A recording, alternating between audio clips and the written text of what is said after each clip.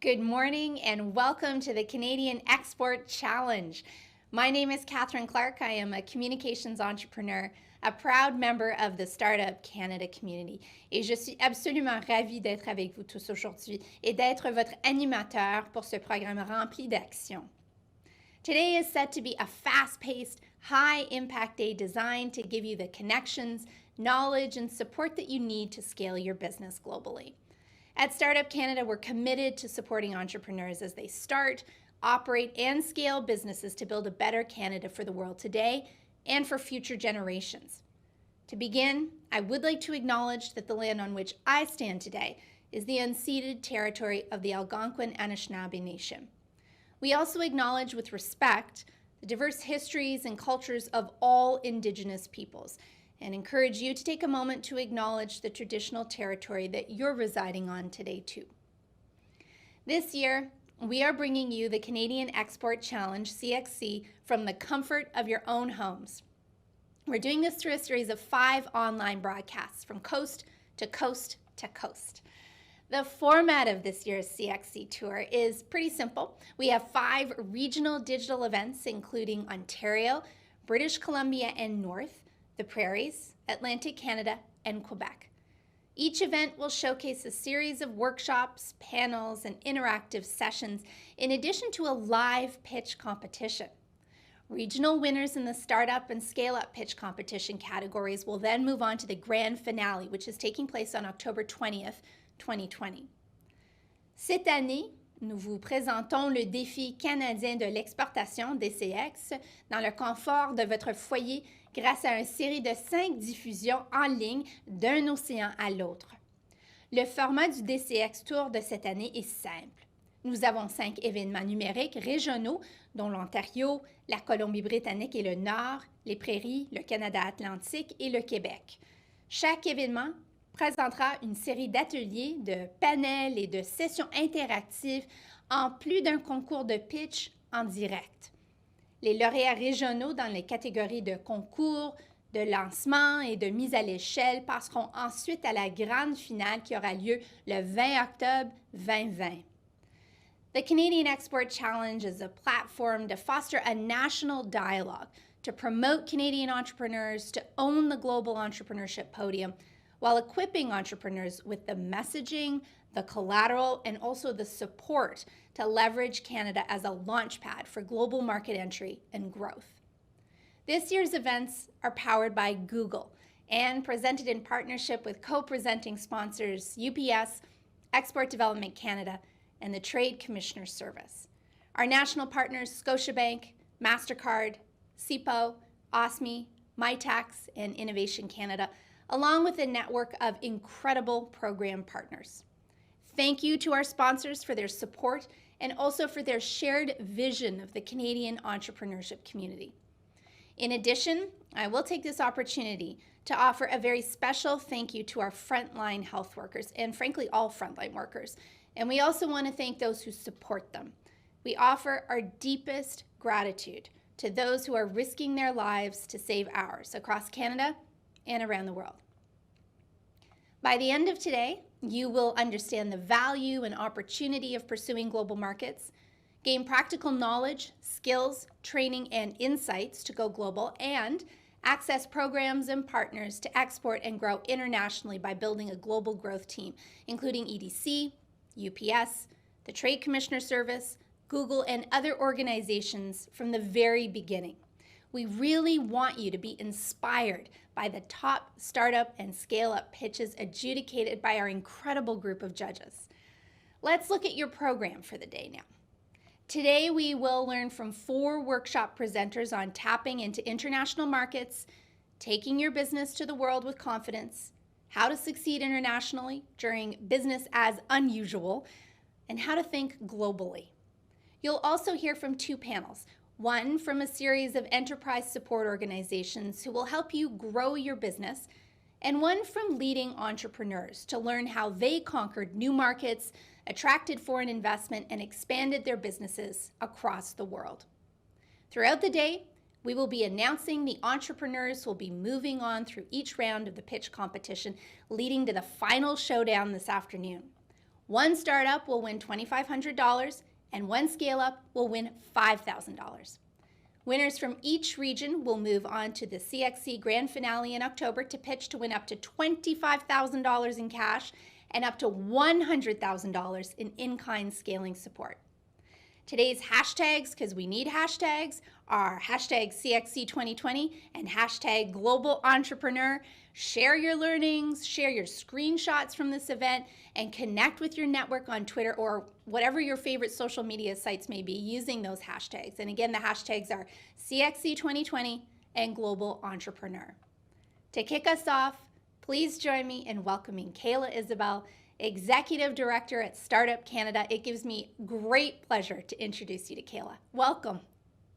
Good morning and welcome to the Canadian Export Challenge. Bonjour et bienvenue au défi canadien de l'exportation. My name is Kayla Isabel, the Executive Director at Startup Canada. As an advocate for entrepreneurship in Canada and on behalf of Startup Canada, thank you so much for joining us virtually here today. Since launching in 2012, Startup Canada has grown to represent more than 250,000 entrepreneurs and 50 grassroots communities from coast to coast to coast. Through digital programs and flagship events, Startup Canada supports entrepreneurs to start, operate, and scale businesses that build a better Canada for the world today and for future generations. This year, the Canadian Export Challenge is a little bit different than it has been in years past. COVID-19 has put entrepreneurs across the globe in an unprecedented position of uncertainty. Given border closures and the international response to this pandemic, the export community is navigating uncharted territory. This year, in addition to its historical elements, the Canadian Export Challenge is going to be a space for Canadian exporters and industry partners to come together, provide support for each other as we all navigate the resulting export environment. This Global Accelerator will combine a series of live stream presentations, a virtual growth lounge, and one-on-one meetings, in addition to a live digital pitch competition. In response to feedback from past participants, this year's competition will have two categories: startups and scale-ups. Entrepreneurs in both categories have completed their first round of pitches via online video submissions. Video pitches have been adjudicated by an esteemed group of national judges, and soon we will announce those that are moving on to the semi-final round, where they will be pitching this morning live, while the rest of us have an opportunity to hear from some amazing speakers. Then, once all second round pitches are complete, this afternoon the finalists will be announced and have the opportunity to pitch on the main stage here in front of all of you. In each region, entrepreneurs will be pitching to win $5,000 in the scale-up category and $2,500 in the startup category, as well as a chance to win up to $25,000 and an additional $100,000 in in-kind scaling support at the grand finale on October 20th. We hope that all of Canada's best and brightest budding entrepreneurs take full advantage of today's opportunities to connect and learn from Canada's global expansion support providers, gaining privileged access to market intelligence and a partner network to help them grow. Now for some light housekeeping. You will notice, if you're watching via the Startup Canada website, that on the left-hand menu, you can navigate between the CXC main stage and CXC Growth Lounge. On the main stage, you will hear from presenters, subject matter experts, learn from entrepreneurs in your region, hear the final pitches, and learn who the winners are. In the Growth Lounge, you'll have the opportunity to have your direct questions answered live by our partners, similar to a trade show booth. Use the comment section to ask away, and they will help you find the answers you need to go global.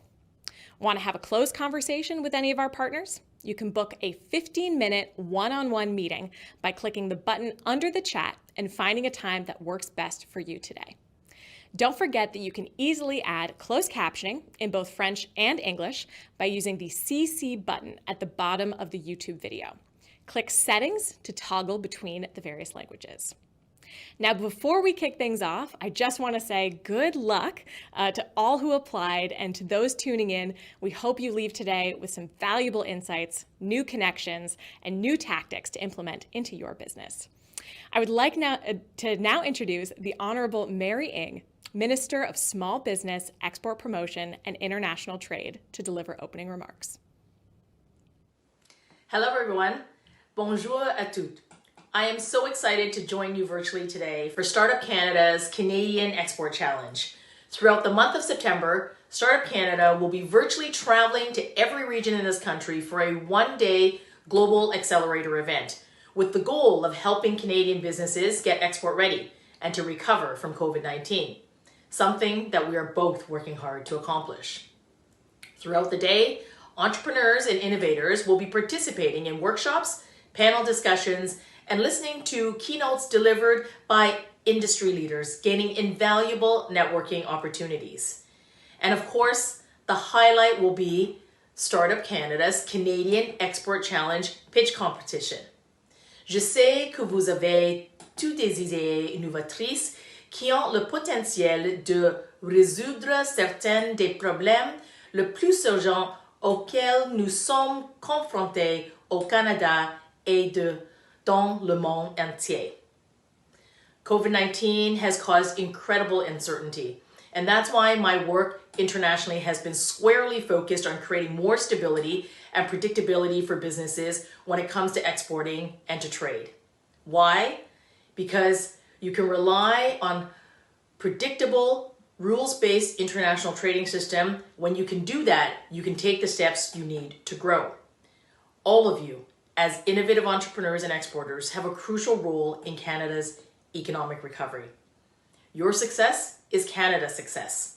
Our government is here for you every step of the way, from the Trade Commissioner Service to Export Development Canada to Business Development Canada to the CanExport program. You can access advice, local contacts, and funding to support your growth and expansion on the international stage. To all of today's participants, I wish you a fantastic global accelerator session. And to those participating in today's pitch competition, best of luck. Thank you. Merci beaucoup. Now I'm delighted to present the spectacular series of workshops hosted by our co-presenting partners today. We'll learn more about tapping into international markets and navigating the complexities around the changing export environment during the COVID-19 pandemic. Let's welcome today's workshop presenters. First, we'll hear from Gopi Kalayal, the Chief Evangelist at Google. Gopi works with Google's largest customers and the sales team to help transform the customer's business around the consumer experience with digital as the primary driver. Next on the agenda, we'll hear from Paul Gaspar, Director of Small Business at UPS. Paul is responsible for educating and informing small businesses about the customized services, technologies, and innovations available to them at UPS. He works with a team of small business ambassadors to educate the small business ecosystem on how to better leverage UPS tools to help them grow and expand both domestically and internationally. The third presenter you'll hear from is Emiliano Introcaso, Export Advisor at EDC. Emiliano works with manufacturers and exporters looking to increase their global growth by providing them with support and guidance in all things export. Emiliano is one of the export advisors at Export Development Canada, a certified international trade professional trainer by the Forum for International Trade Training, FIT, and an International Chamber of Commerce registered trainer on Incoterms 2020. We hope you gain great insights about what it takes to go global in this growing digital economy from these subject matter experts. And now, over to Gopi to kick off our series of workshops. Thank you, Catherine, for that warm welcome. Thank you, Minister Ng and Kayla, for your opening remarks. It's such a pleasure being here with you virtually for the Canadian Export Challenge in Atlantic Canada. My name is Gopi Kalayal. I'm the Chief Evangelist for Digital Transformation and Strategy at Google. And I'm here to tell you three things. First of all, congratulations on starting a company and trying to grow it globally. Congratulations on all of your success so far. Second, even as you find success in the Canadian market, there's an even bigger opportunity waiting for you outside of Canada, the large global international markets. And third, going on the web, going online and reaching that market is the fastest and easiest way to do it. And to illustrate that, I want to share with you a story. It's a story of a company in Canada called Leywines. Leywines was started by Peter Leywine as a small stationery store. Stationery is Peter's passion. And he started this company in 1987 when filofaxes were the rage, and his primary product was the filofax. Over the years, the product portfolio continued to increase, reflecting Peter's passion. So products like the Parker Dufault fountain pen, for example. And it all reflected Peter's passion around encouraging creative writing. Last year, Peter put portion of his business online. Up till then, he had primarily foot traffic in his store in his location in Toronto. But the online sales were not very high for him at that time, just less than 2% or so. And this year, when COVID came, he had to shut down the store. And for the first time in 33 years, he had to report a number that thought he would never see. Daily store sales, $0. And he was anxious and worried because he felt his business was a very tactile business. If you're selling pens, ink, stationery, leather, etc., people need to come and explore it, touch it, and feel it. After a few days of being in this mode, one of his employees said, "Why don't we try online advertising?" So he started a Google Ads campaign. And to Peter's amazement, within about 6 weeks, his digital sales were 18 times what he had experienced prior to that. In fact, 70% of his sales was coming from outside of Toronto, while earlier all of his business was from Toronto. And 36% of his online sales, were now coming from the US.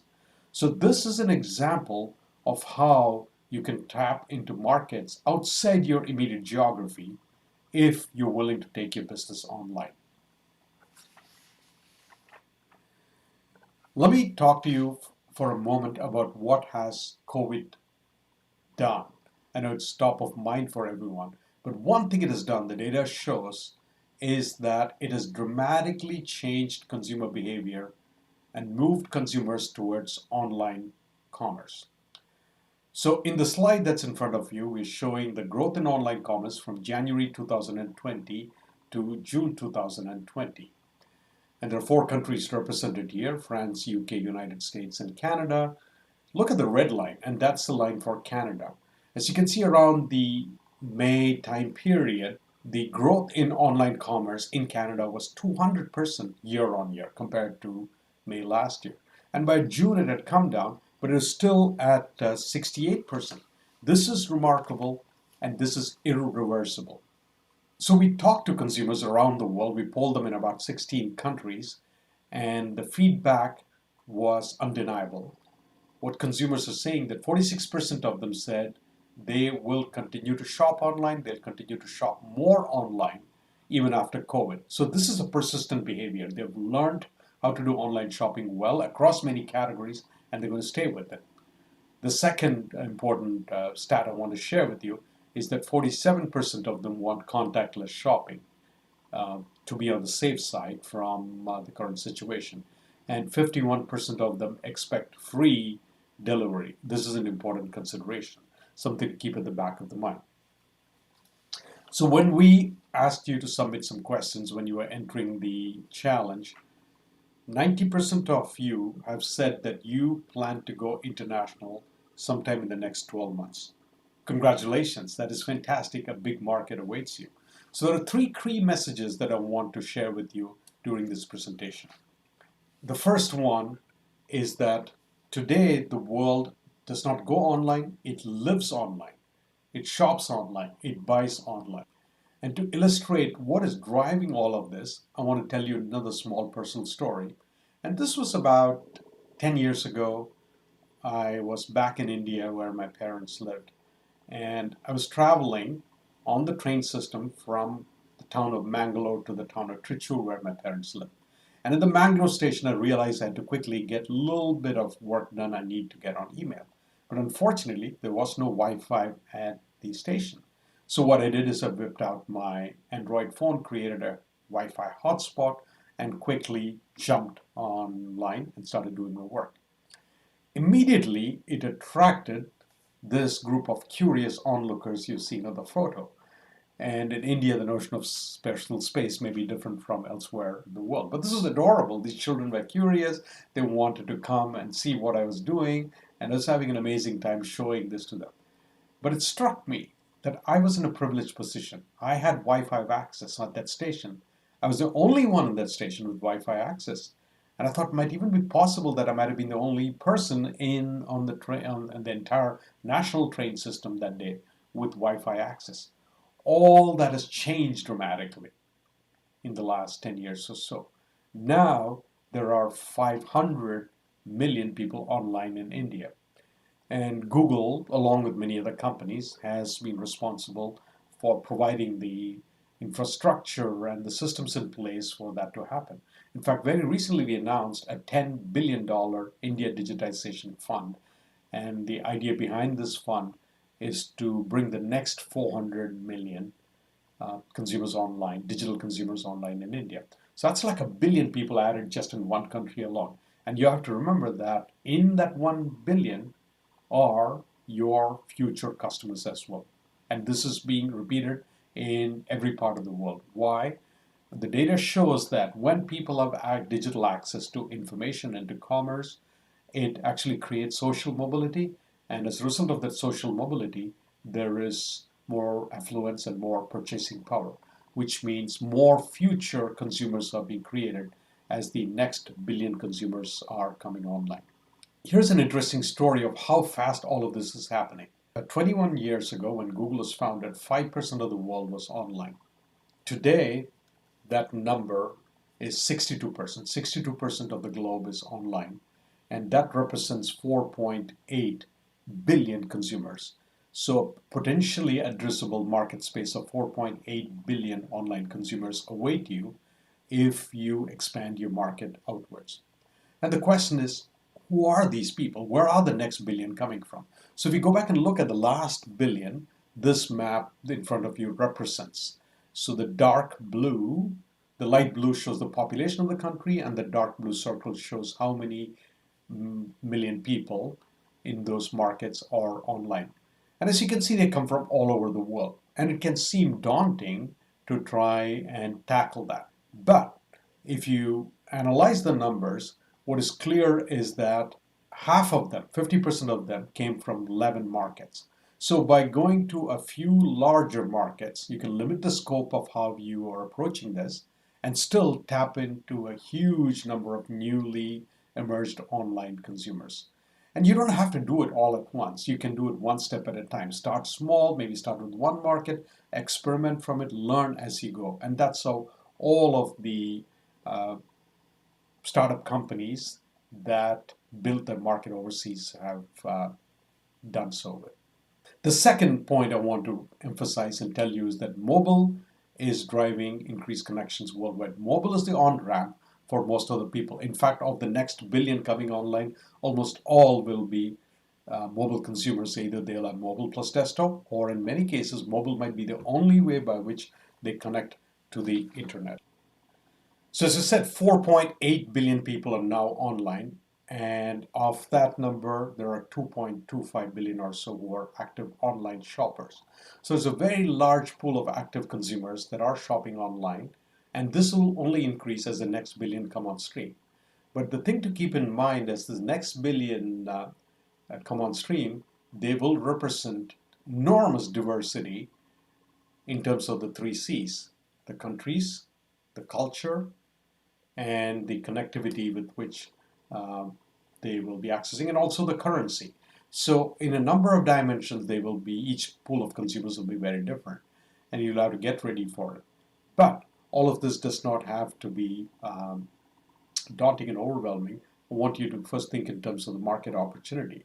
In fact, I know you've looked at the Canadian market, it is close to you, understand it well, but the market outside globally is much larger, and also the cost of acquisition of acquiring those customers is much less. In fact, when we look at the data of existing advertisers in Canada, 39% of the clicks for Canadian advertisers actually come from outside Canada, and that is an indication of both of the size of the market and the type of demand that exists for your products and services outside of the Canadian market.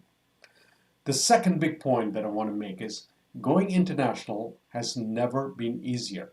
In the past, for a small company, it would have been daunting, and that's why most early stage companies did not do that.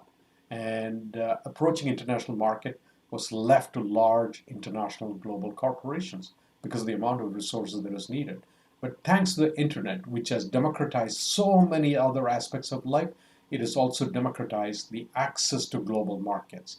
And I'll talk to you about how that is possible. The web allows you to go international right from day one. Let me share with you the story of Inkbox. Inkbox is a Toronto-based company that makes temporary tattoos. They last for about 1 to 2 weeks, and then you can take them off. I go to Burning Man every year, and Inkbox is a great product for me. I can be tattooed at Burning Man at the festival and take it off when I'm back home. 5 years ago, when Tyler and Braden Handley started Inkbox, they were primarily a Canadian-based company, but they started thinking about international right from day one. And today, 5 years later, they've sold 1 million tattoos in 150 countries globally. 60% of the sales comes from the United States. And when we look at the Inkbox story, there are 3 lessons you can take away. First is that Inkbox went for international growth right from day one using Google's prospecting tools.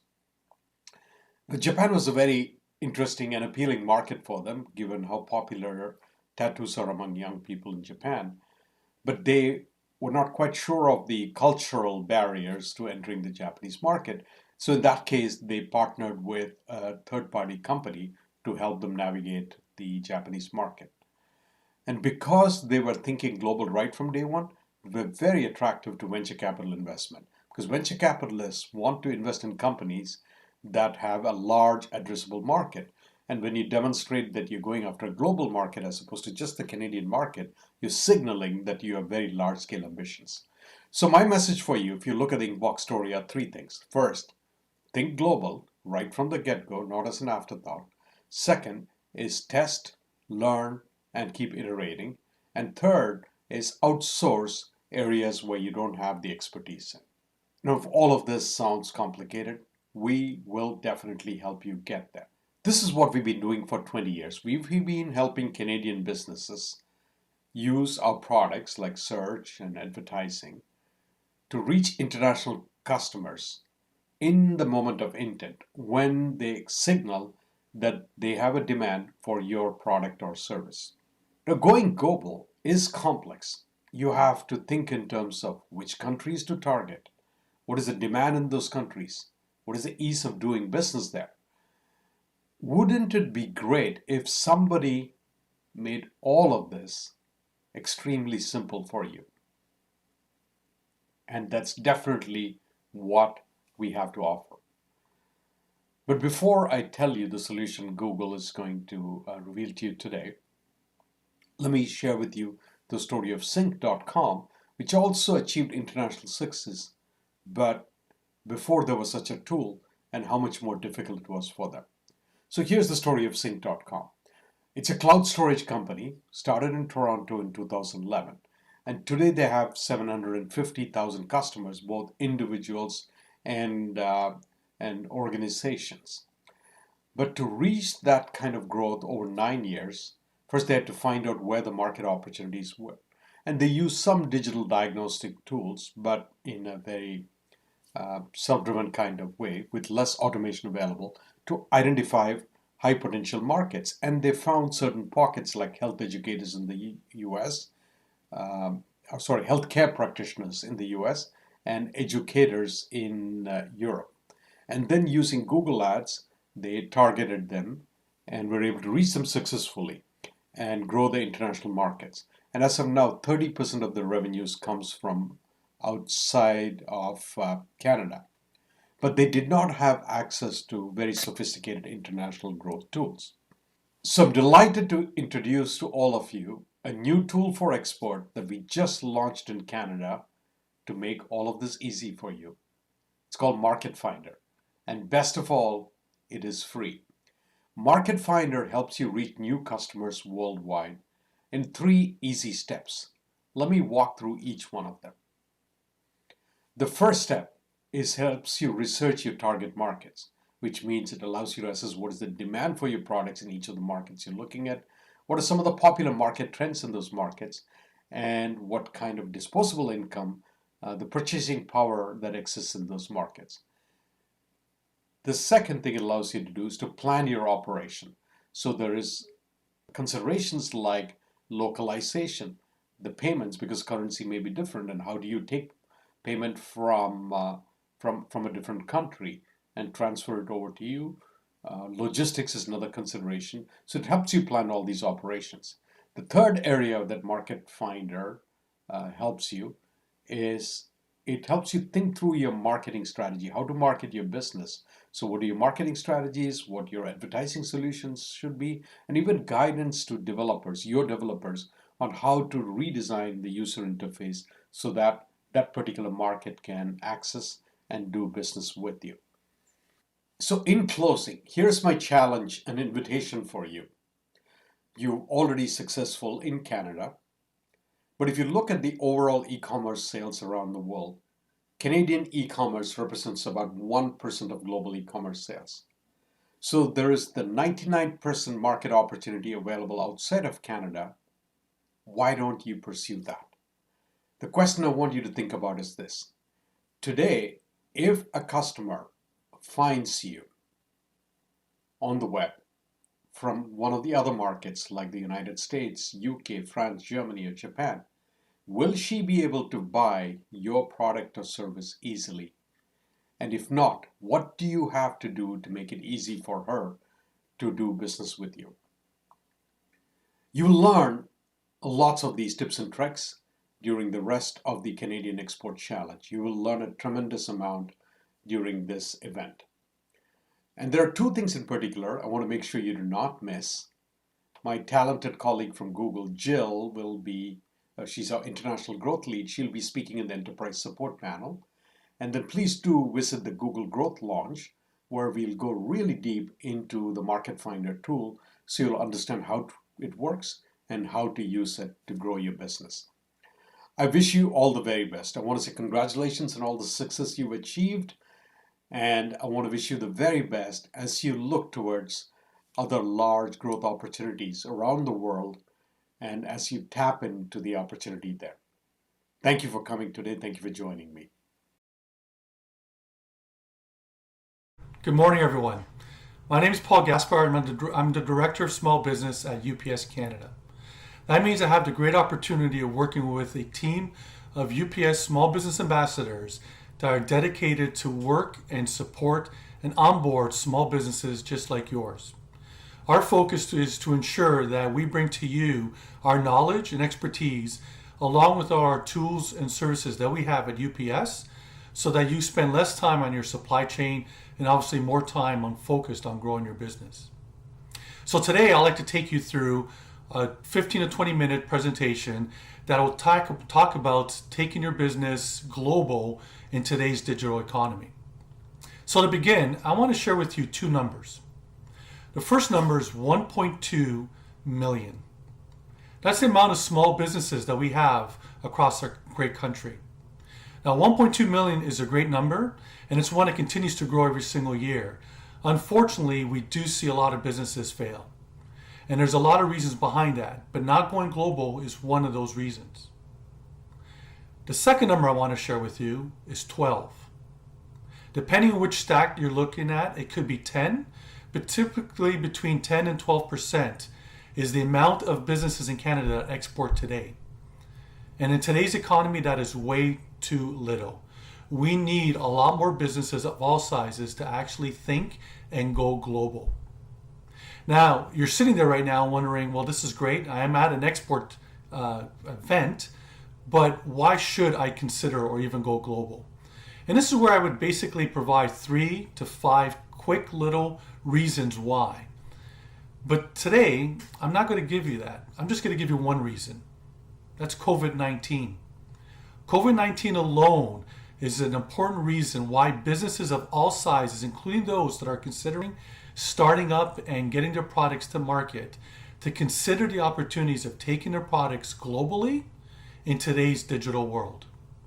So again, over the next 15 to 20 minutes, I'm hoping I can give you enough information to tell you how and where to get the details that you need and support that you need to ensure that you do this right and that you improve your success rate by taking your business around the world. Now, before I actually get started, I would like to share with you a message from our CEO. We take safety very important and very critical at UPS. Because of that, I want to make sure that everyone understands what our position is.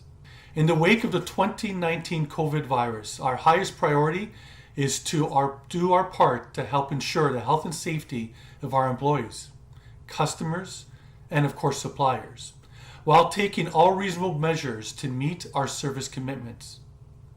We share the concern of the global community and hope that the virus can be contained and eradicated as quickly as possible. We don't know what the future will bring, but together, standing tall and standing united, we will deliver. All right, let's get started. So the first place you need to consider or look at is understanding what is this opportunity that I'm talking about. Why should I consider going global? Well, I can tell you that over the next 15 to 20 years, 80% of the economic growth is coming outside of North America and Europe. Think about that. 15 years of straight growth coming outside of North America and Europe. Doesn't mean that we're not growing. In fact, we are. We're doing great as a nation. But the greatest amount of growth is coming from emerging markets, where there's over 500 million people already today spending $20 trillion a year. And guess what? They're looking for products like yours, especially with our wonderful Made in Canada brand. So this is a great opportunity for you to actually tackle. And this is where we would encourage you to focus on what UPS calls the 3 laws of going global. Law number 1 is do your research. You got to make sure you're very diligent in doing that up front. It's one thing to get a business up and running in your local market, local communities, or even just coast to coast. But when you're going global, there's a lot more that you need to consider. And you need to make sure that you focus on all of that research and gathering all that knowledge up front. Our second law is research. Yeah, I'm trying to be funny, and I know it might be early for some of you for that. But we really are trying to drive a point home that you really need to do your research. You really need to focus on gathering that information. If you don't, it could impact you negatively and actually, delay or even hurt you to enter some of the markets that you're considering to do so. The third law, and you're probably sitting there going, oh, I know it, it's research. It's not. It's get help. Get help because there's a lot of people that want to help. This event is a perfect example of that. You've got UPS, EDC, the Trade Commission Services, all kinds of other sponsors that are here with advice and expertise in the areas to ensure that you can get the information you need through your research to ensure that you've got all the help that you need to be successful. All right, a lot has been thrown at you in the first couple of slides, but yet I want to make sure that you've got a good place to start in case you're sitting there going, you know what, the world's a big place, Paul. Where can I actually focus my energy and my efforts? And I would tell you that the first place you should focus in, if you're not sure where to go, is look at all the free trade agreements and territories that we have relationships with because of the great job our Canadian government has done. Canada has 14 free trade agreements in force today, and that includes CUSMA, which has been ratified and put into force on July 1st of this year. There's so many opportunities, and why should you focus in these areas first if you really don't know where to start? Because these are territories and countries that basically have opened up their arms to Canadian business and said, you know what? I want you to do business in my country, in my territory. And I'm going to make it easier with less red tape, less costs for you to actually do that. So again, if you're not sure, starting with those areas is probably a good place for you to do so.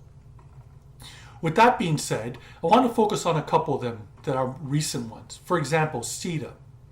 CETA ensures that with the European Union, the majority of countries that are part of this provide 500 million people for you to tap into and target. 500 million people that you can do business with. And the most important thing that you'll see on the slide is the bottom portion of it that shows that up to 98% of duties and taxes have been eliminated with this agreement. 98%. Chances are it's now not just easier, but less costly for you to actually find customers and sell to into the customers that are part of CETA in the European Union. A great opportunity for you to focus on. Now, if we go to the other side of the world, we've got CPTPP. Here we've got 10 other ratifying members, including Canada, making the 11th. And again, another 500 million people that you can tap into. And on this agreement, up to 95% of all tariffs have been eliminated. Again, making it easier for you as a Canadian business to sell to people in those markets. These two agreements that are relatively new give you an opportunity to tap into 1 billion people. Yes, sell in Canada, make sure you do that. But you've got 35 million here, and those two agreements give you another 1 billion that you can tap into. It's a great opportunity for you to focus on.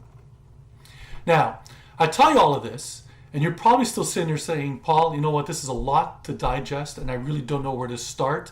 Do me a favor, throw me a bone. Where can I actually focus on initially if I really don't know where to go to?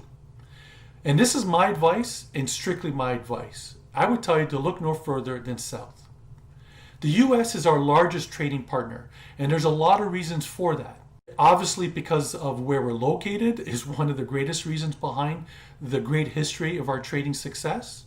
We had NAFTA, and now we have CUSMA, a new agreement that also makes it easier for you to actually support your business and to compete in the US market. But there's so many other reasons that I can actually spend an entire day talking to you about. But just realize that because we speak the same language, we do business the same way, our cultures for the most part are relatively the same. Those are just some of the reasons why it's probably easier and a good place for you to focus on. However, all that being said, what you'll notice on the slide is the number one reason why I think you should consider the US. And that is the de minimis rate. If you're not sure what the de minimis value is or what that even means, that is the amount that you can actually export a product into the US and not require formal entries and pay any duties or taxes on.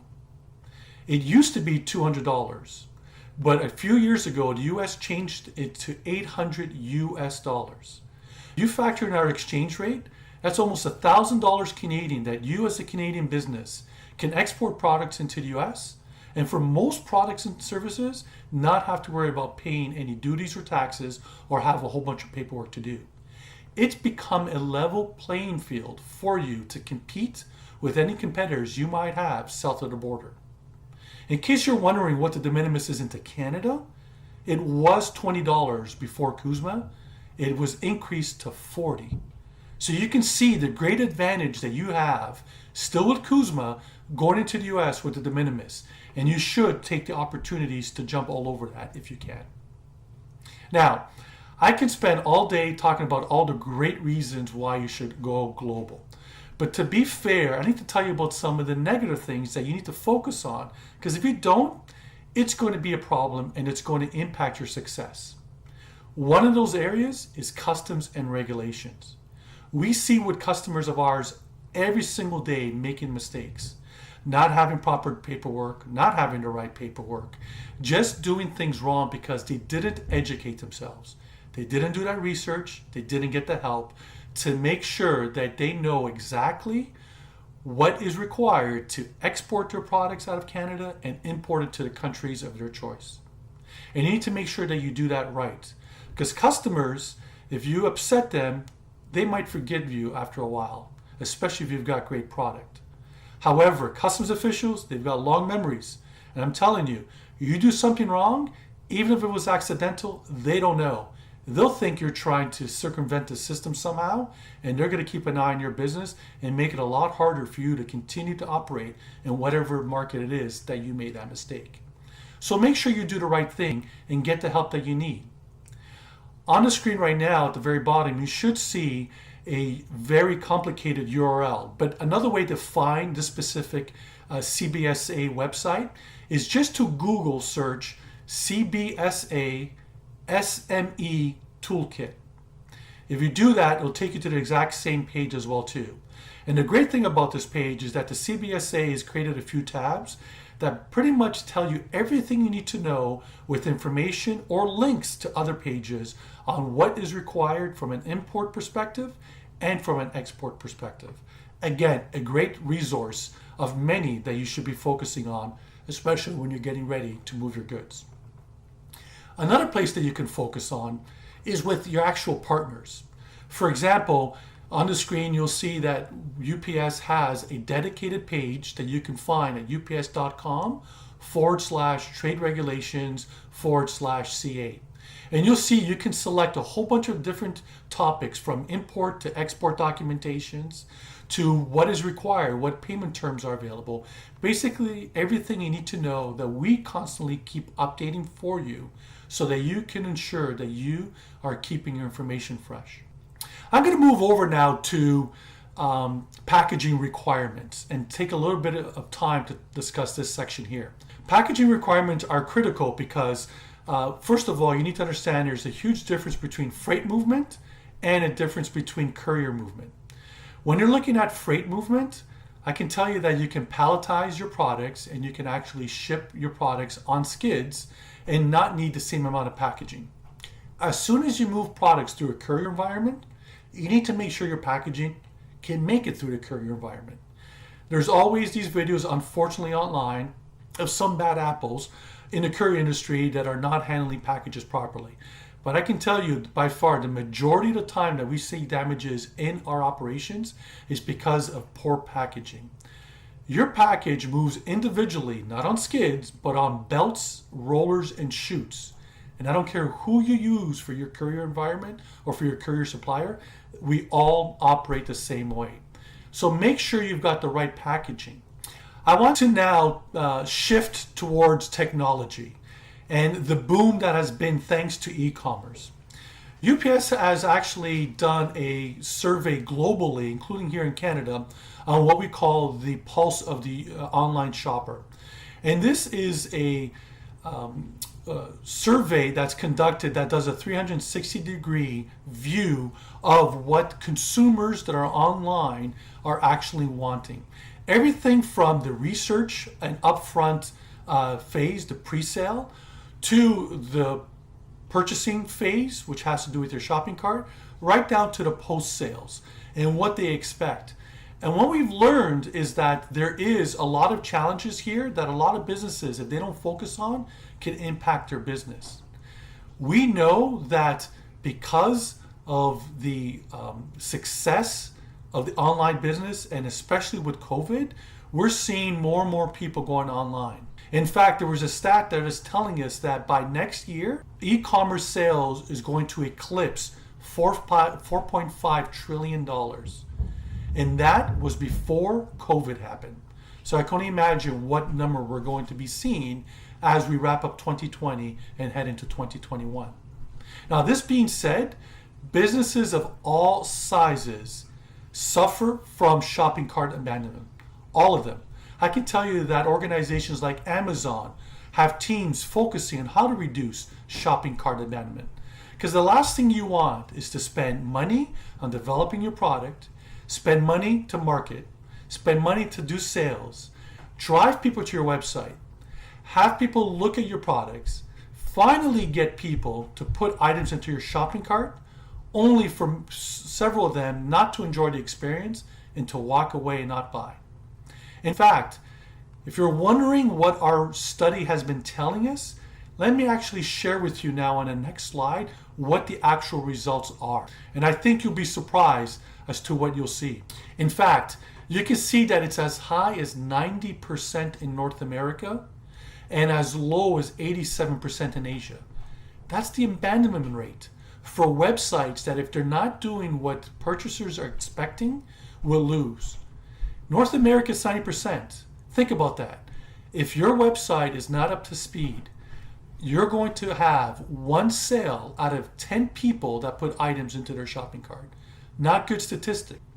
The one item that I do want to spend some time talking to you about here because I think it's important, because I know it's on everyone's mind, because you're looking at a courier guy, is that shipping is expensive, especially here in Canada.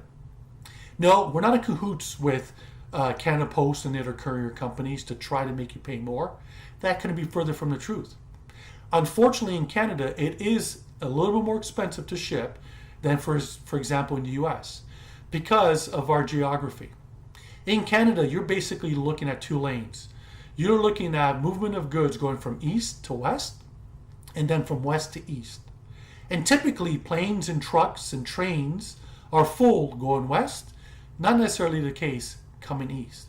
That just makes it a lot costly for all providers, including UPS, to actually reduce rates and to provide rates that some of you might experience in other markets like the US. That being said, there's still ways for you to compete with the bigger players in the market, especially around things like free shipping. Let me tell you, there's no such thing as free shipping. Somebody is paying for it. I work for a courier company. I get paid a salary. Our drivers work very hard.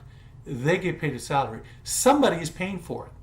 But I can tell you a few tricks that some of these larger players actually do in order to provide what is perceived to be free shipping to their customers. I'm going to do that by sharing with you a personal experience. I'm not going to name the actual business, the big box brand that I went to, but I was on their website and a couple years ago recognized that there was a light that I wanted for my basement. Liked the light, thought it was a great price, I bought it. And I actually paid $49.99 for the light plus tax, and I got free shipping. I thought that was great. Great price, no issues. 2 days later, delivered by UPS, happier even more. And I put up the light in place and still have it today. However, 2 weeks after buying the light, happened to be at my local store. Walking through it, and what do I see as one of the end displays? The exact same light. How do I know that? Because I still had the box at home. So I took a photo, went home, same box, same SKU. That light in the store, its regular price, not a sale price, regular price was $37.99. I paid $12 more online for the exact same light, but I got free shipping. Did I? So the moral of the story here is there's ways to you to provide that.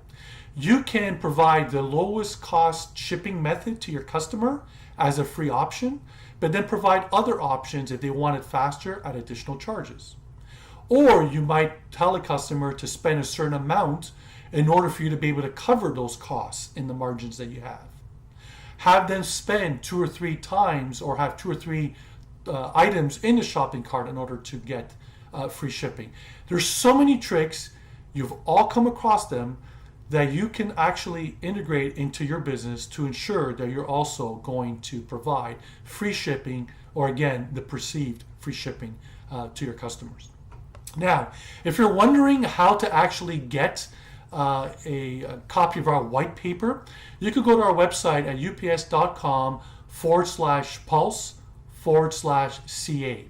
And by doing that, you'll be able to download the white paper here in Canada. And if you're looking at the results that might be slightly different in other markets, you can actually go to our website in those other countries like Mexico, Brazil, UK, China, and download their papers if you want to see some of the variances if those are markets that you're considering. All right, I want to focus now on sales. And you're sitting there going, courier, that expensive part of my business that I need to deal with in order to get products to my customers. And now Paul wants to talk about generating sales. How do I do that?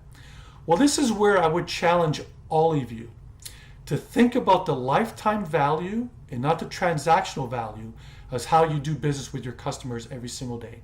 Again, the lifetime value and not the transactional value as to how you do business and communicate with your customers. Because if you do this right, I'm telling you, you're going to turn your customers into repeat customers. And repeat customers are your most profitable. But if you really do this well, you're going to take those repeat customers and make them advocates of your business. And what do advocates of businesses do at work, at the water cooler, or at family barbecues? They talk about that great experience on that website that they're on, that they bought this great product from. So by doing and treating every customer like they're your only customer, you're going to have repeat customers and advocates for your business to help you grow. And some of the things that you can do in order to improve that success rate is to keep having them come back to you. There's tools that you can use to ensure that when you're providing information that people want today, and we all want information today, that you're bringing them back to your website and not to other places so they can keep talking to them. Again, a lot of different examples I can share with you, but I'll share one. And I'll use Amazon as an example because most of us have probably bought something on Amazon. If you go there and you buy a product, and by the time it's shipped, you're going to get an email from them. And that email is going to say, clear here if you'd like to track your package, and it's on its way. If you click on that, a lot of people still think that that's going to, for example, UPS's tracking page. And it can, and you can direct your customers to UPS or whoever it is that you're using's webpage. But why do that? They're your customers. Why are you sending them to my page? I'll give them all the information.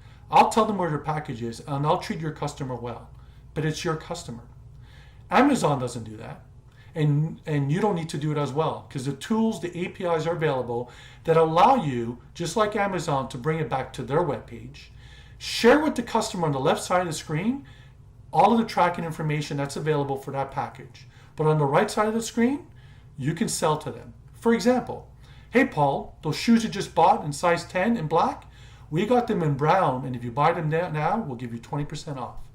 It's an opportunity to generate sales while you're dealing with the post-sales of an existing customer. A lot of that can be done through the logistics component. Again, I wish I had more time, a lot more tricks. Perhaps we can talk and I can give you more examples during the Growth Lounge after this presentation. So I wanted to share with you something we're excited about, and it has to do with distribution. UPS has a dedicated e-fulfillment solution in Canada and the US for small businesses. Yes, for small businesses. We have a warehouse in Burlington, Ontario, and in Calgary to cover both East and West, where you can use both or one to actually satisfy your customers' needs in getting their products faster and to save you money at the same time. The great thing about this is, once again, it's for small businesses. There are no minimums. There's no startup fees. And from what we've been told from our customers that are utilizing this service today, they love it, saves them headaches, saves them time, and improves customer satisfaction. How does it do that? The example on the screen shows you that if you're based in Toronto and you've got a customer in Vancouver, to place that order and to ship it, even ground, it's going to take 4 days for that customer to get the package, and it's going to cost you and or that customer more money in shipping. That same product being sourced out of Calgary for you, including the cost of fulfilling that order out of the warehouse, is going to cost less for you and your customer, and they get in half the time, 2 days. So a great opportunity to consider that. And if you want more information, please reach out to us. We'll be glad to help. The next slide you're seeing actually shows a new dedicated page that we developed because of COVID. ups.com/comebackstrong is a great place to get more information regarding our e-fulfillment or a whole bunch of other solutions that we have that we want to ensure is dedicated to support startups and small businesses. So if you have questions, please go there or reach out for us. We'll be glad to actually help you along the way. The last thing has to do with an offer that we have thanks to Startup Canada. If you go to Startup Canada's website and actually find a partner section, you'll find our logo. And by clicking through there, you'll be able to, thanks to Startup, save 50% off. Not up to, but exactly 50% off of our shipping services, plus several other discounts for other accessorials and charges as well. So if you're starting up and you want that, there's no fees again, just a matter of signing up for that program. Our ambassador will call you to onboarding to help you, and at least you have an account ready for whenever you have those needs. That's all I've got for you right now. I want to thank you for all your time and for your attention on this presentation. I hope you enjoyed what I delivered as much as I enjoyed delivering it to you as well too. If you have any further questions, I'll be in the Growth Lounge following this. please come visit us there, and I'll be hopefully able to answer any of your questions you might have. I hope you enjoy the rest of the day, and any of businesses that are pitching today, all the best of luck, and I hope to see the finalists later today. Thank you. My name is Emiliano Introcaso, and I'm an export advisor here at EDC. I'm also a certified international trade professional with over 20 years of experience in all things export. Export Development Canada is Canada's export credit agency, and we're here to help exporters take on the world. I will give you a brief overview of EDCs before getting into the material that I will be covering in today's workshop. We understand that there is a challenging time for international trade, Canadian companies, and the economy. And this is why we have adjusted our focus and flexibility to enhance our products and offerings to reflect the current needs of Canadian businesses. In response to COVID-19, the Government of Canada has temporarily expanded our mandate, allowing us to support all Canadian businesses during these challenging times, whether they sell internationally or within Canada until the end of 2021. As international trade risk experts, EDC is here to help guide Canadian businesses during these exceptional times. This is why we exist, to offer expert advice as well as insurance and financial solutions in both good times and bad. We're committed to quickly meeting the increasing demands of our customers and helping them protect their businesses. Since 1944, we have been experts in international trade, and the current global uncertainty has made our job clearer than ever. We have the solutions, flexibility, and capacity to help our customers get through difficult times. We offer specialized, up-to-date expert knowledge in economic insights to help Canadian businesses stay informed on economic activity and trends, key sectors and markets, as well as financial and insurance solutions to support the Canadian businesses. Early on in your journey, you'll find that knowledge solutions will help you make informed business decisions. Our publications, tools, webinars, international trade training, and free trade advisory services will guide you. Then, when you make your first international sale, we can make sure you get paid with our insurance solutions.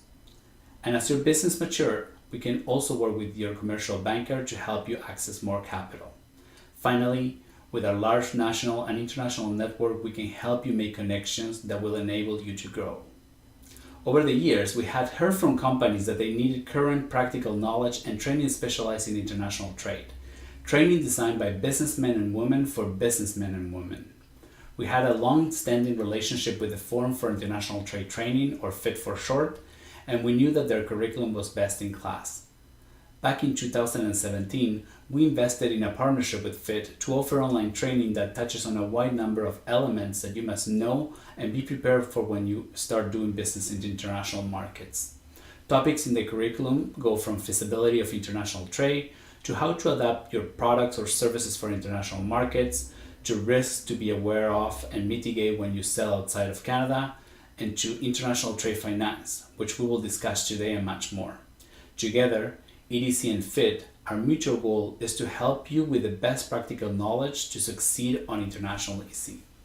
So in today's presentation, we're focusing on how to succeed internationally during business as unusual. And in today's workshop, I'll share content from the FIT EDC courses. I also want to remind participants that they all have received a 30% discount in your delegate package for the FIT skill courses. So why is market research so essential for your export plan?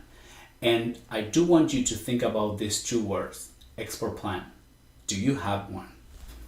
Here's a list of specific content sections that your plan should have. An export plan can guide your business and help your communications and organizing all of your export efforts. This is a go-to document where you'll be able to articulate your international expansion plans to others. You'll be able to use the plan not only to support the internal operations, but also externally with your financial institutions, or even with government grants officers if you decide to take advantage of programs such as the CanExport program. Our friends at the Trade Commissioner Service Workshop will be able to talk more about those details. During your export plan, you'll be conducting extensive market research to help you answer the different sections of this plan. As you can see in this slide, I wanted to highlight that an export plan should include revenues and expenses to ensure that you're aware of when your company will have sales and when your company might need financing. Most companies I work with on a daily basis do not have export plans ready, and this is one of those documents that you want to spend some time to ensure proper financial planning as well as operational planning is decided. To give you an example, companies sometimes call us asking what is the best market I can export my products or what products is needed on such country. And in my responses, I guide them to the right resources to where they can actually find the information.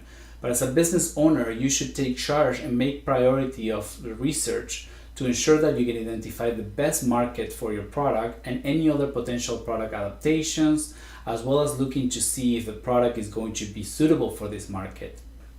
One of my trade commissioner's friends, CJ Scott, once told me a story about a gentleman that wanted to export used Canadian cars to South Africa.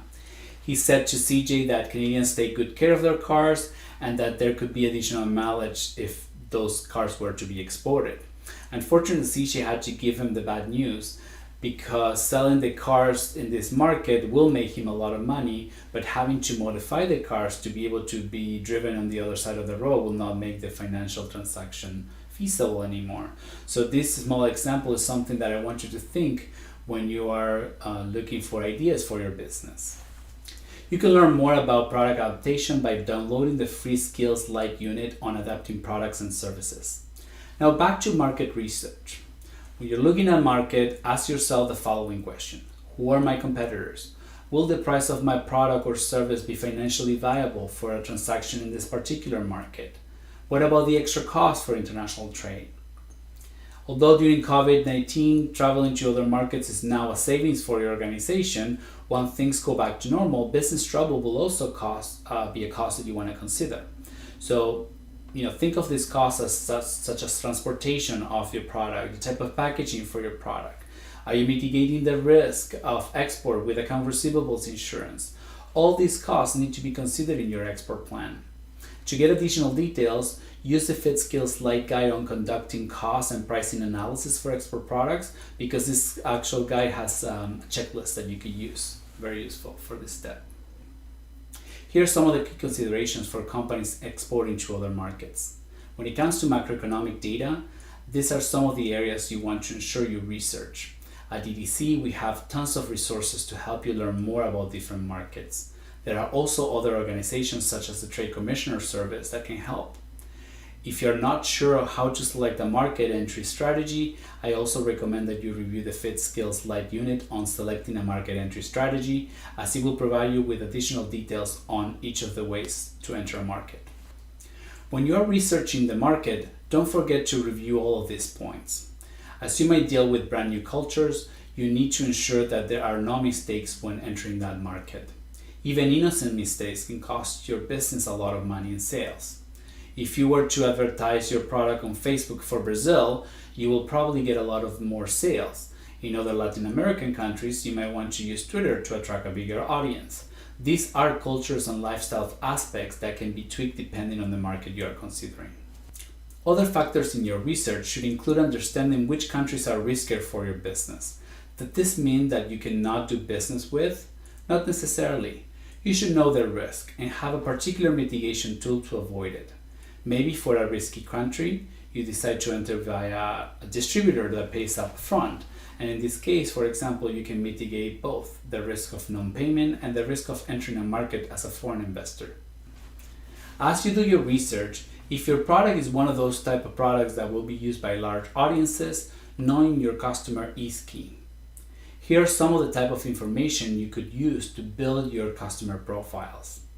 You may even need to test the product or even adapt it based on the customer profiles.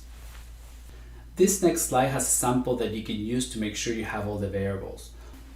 One thing I also advise to EDC clients is to think of large populations as submarkets. Think of Toronto, for example. Toronto has a population that might have specific needs that might not be the same needs if you were to sell your product in Vancouver, for example. So what I want you to think about this is, if you're looking at a market, let's say as Mexico, think of Mexico City as a submarket, or think about Guadalajara as a different market. When collecting primary research, you may want to do this on your own, or you could also hire a company to do it for you. You may want to use a different technique in your observation, and this could include using a silent shopper where maybe a member of your team can act as a customer who is buying or inquiring about a product or service, using maybe online observations by deploying surveys to the market and potentially validate it prior to entering the market, or even product testing to get feedback. In your primary research, you can use different resources. As mentioned, EDC offers trade insights directly on our website with guides, articles, blogs, and success stories that you can refer to. The Trade Commissioner Service also publishes market information that is researched by trade commissioners in market. So if your startup or business is in the food sector, I can also recommend that you can look at the country reports that are published by Agriculture and Agri-Food Canada at the federal level. Across the different provinces, there are also specialized agencies that can help with food and beverage export. For example, in Ontario, you have the Ontario Food Export Provincial Agency that can facilitate resources to enter different markets. When looking for services from many of these agencies, you have to guess what they're going to be asking for, that export plan. And now let's take a look at other considerations that we should be thinking about entering a new market. As you all know, COVID has changed the way we all do business during these unusual times. Although borders are still open for commercial trade, visiting a country might not be accessible at this time. However, in normal times, when looking to find new customers, you can visit a country or attend a trade show or mission to get to know new clients. These are some of the costs you should consider budgeting for, but also know that grants and government programs might be available to eligible companies. For example, CanExport, which is handled by the Trade Commissioner Service, covers a portion of your airfare and accommodations. Additionally, they can also cover the cost for trade shows. During COVID, the program is also covering the cost for attending virtual conferences such as this one. When looking at these programs, always review if your organization is eligible and don't forget to have your export plan ready. Other costs that include finding customers are fees paid to agents, or if you're entering the market by hiring a distributor, you may also have to be paying those storage costs. Translating and marketing in another country could save you some money. Marketing costs are different from local marketing, but at the same time, you should conduct proper due diligence. The Trade Commissioner in Market can be a great resource for this. Marketing costs for international sales might not necessarily be a standard cost such as marketing locally. Two resources to expand on this include the Fit Skills Light unit on establishing sales channels and on international markets and marketing with digital technology. Although, as you can see here, foreign travel as a cost, obviously post-COVID you will have to consider that again, but also think of costs of adapting your product to suit the requirements of the target market. Or when it comes to delivery, labeling and packaging costs that might be needed to meet the trade regulations. If you're storing your product in the target market, you should also consider the warehouse costs and also the cost of getting your products from the export country to that destination. Cargo insurance and transportation costs will also mean that you should also negotiate with your buyer as to who will be paying those costs, if they will be included on the price of the goods or not. And financing costs. For this, you can take a look at the cash flow management Fit Skills Light unit that will help you expand on this. When a buyer and a seller are in the negotiation stages, you might be asked by the buyer to use a specific Incoterm. If you're not familiar with them, Incoterm stands for International Commercial Terms, and it allows the buyer and the seller to determine which of the two parties pay for some of the costs in the international trade transaction. The Incoterm also defines where risk transfers from the sellers to the buyer. And the Forum for International Trade Training offers an entire course where you can learn with much more details each of the Incoterms 2020. You or a member of your staff, maybe a salesperson or a logistics functions person, should be considered in this training. Another important aspect of international contracts is to ensure that a trade lawyer reviews it. You should also conduct due diligence in your international buyer or partners, and there are other companies that can help you do this for a fee. I will also suggest for you to talk to the Trade Commissioner Service, as they can also conduct preliminary due diligence for you. Just don't forget to include your export plan. Another important aspect of your international marketing efforts is to localize your e-commerce and organization website. Ensuring that the site is in various languages will help you program your website for automatic localization and translation. This will be based on the visitors' markets. And now the topic that many of you are waiting for. how to finance your transactions so that you can go global. In this slide, you can see all the different methods of payment that are there to finance transactions, okay? As a startup, if you are receiving payments in credit card payments or PayPal amounts, you might be doing what's called a cash in advance. So you're receiving payment prior to shipping your goods or delivering your services. As your company grows, you might be facing different methods of payments where maybe a letter of credit might be more suitable for a transaction. And maybe companies sometimes will be asking you for open account terms, which means that you're going to have to invoice a customer, provide them with terms, and then wait for the customer to pay you. So in order for you to mitigate this potential risk of non-payment, you could use something like the accounts receivable insurance that EDC provides to ensure that 90% of your receivable is at least covered in case of non-payment. Now, how many of you have started your company with zero money down, right? And any startup needs to have some skin in the game. This is what every banker is going to ask you to have. What money have you put in from your own pocket, right? And if you have done that, that's great. Other companies also might have this love money, which means that an investment from your spouse or friends or even family members comes to place so that you can start up your company or continue your operations, right? Venture capitals also might not be for everyone. Usually tech companies might be the ones that will be in a good position to get funding from them. You may also be looking for angel investors, which are generally wealthy individuals or retired company executives who wants to invest with a small firm that is owned by somebody else. They're often leaders that are looking to contribute their expertise and network with other contacts, but they also have technical and management knowledge. Angels tend to finance the earliest stages of a business in the order of $25,000 to $200,000. Institutional venture capitalists prefer larger investments, something in the order of $1 million plus. In exchange for risking their money, they reserve the right to supervise the company's management practices, and in concrete terms, this often involves a seat on the board of directors and an assurance of transparency. Angels tend to keep a low profile, and to meet them, you have to contact specialized associations or search websites on angels. For example, the National Angel Capital Organization is an umbrella organization that helps build capacity for Canadian angel investors. You can check out their members directory for ideas of who to contact in your region. Business incubators or accelerators generally focus on high-tech sector by providing support to new businesses in various stages of development. However, there are also economic development incubators, which are focused on areas such as job creation, revitalization, and hosting of sharing services. Commonly, incubators will also invite future businesses and other fledgling companies to share their premises, as well as their administrative, logistical, and technical resources. So for example, an incubator might have the use of its laboratories so that a new business can develop and test the products more cheaply before beginning the production. Generally, the incubator's phase can last up to 2 years. Once the product is ready, the business usually leaves the incubator premises to enter in its industrial production phase. Businesses that receive its kind of support often operate within the state-of-the-art sectors such as biotechnology, information technology, multimedia, or industrial technology. Government agencies provide financing such as grants and subsidies that might be available to your business. There are federal government programs specific to exporting, such as the Can Export program. But there are also other programs that can assist the startups. So generally, you have to be matching some funds.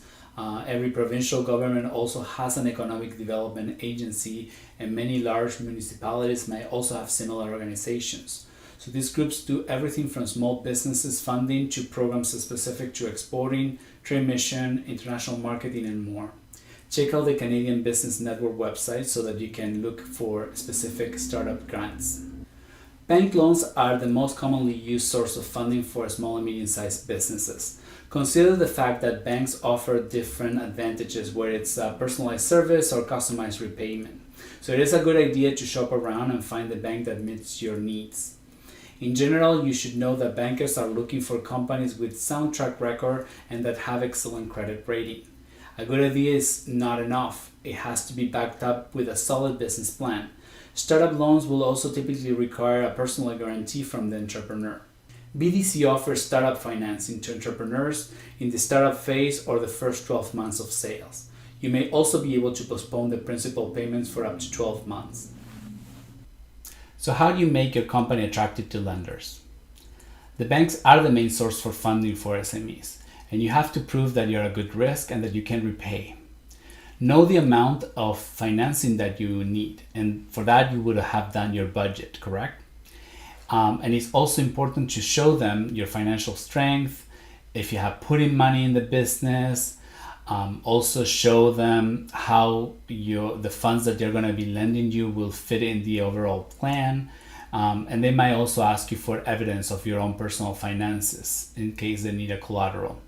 They might provide you these loans through a personal loan or a line of credit, or maybe a term business loan. In the same way we grab an umbrella if it is going to rain in the afternoon, we should also project cash flow for our company. When you work with an employer, very easy, right? Because you have money that comes into your account, and usually if you don't have enough money, you use a credit card until the next cycle. But in the same manner, your investors and banks will want to know how much money you are going to be getting and when you won't be getting the money. And projecting your cash flow is key. You can show the cash flow statement to the banks and the investors so that you can plan for those red times and also be in the black when you have those sales. As an exporter in Canada, you need to make sure that you mitigate your risk. And using the services of the Trade Commissioner Service or Export Development Canada can help you continue taking on the world.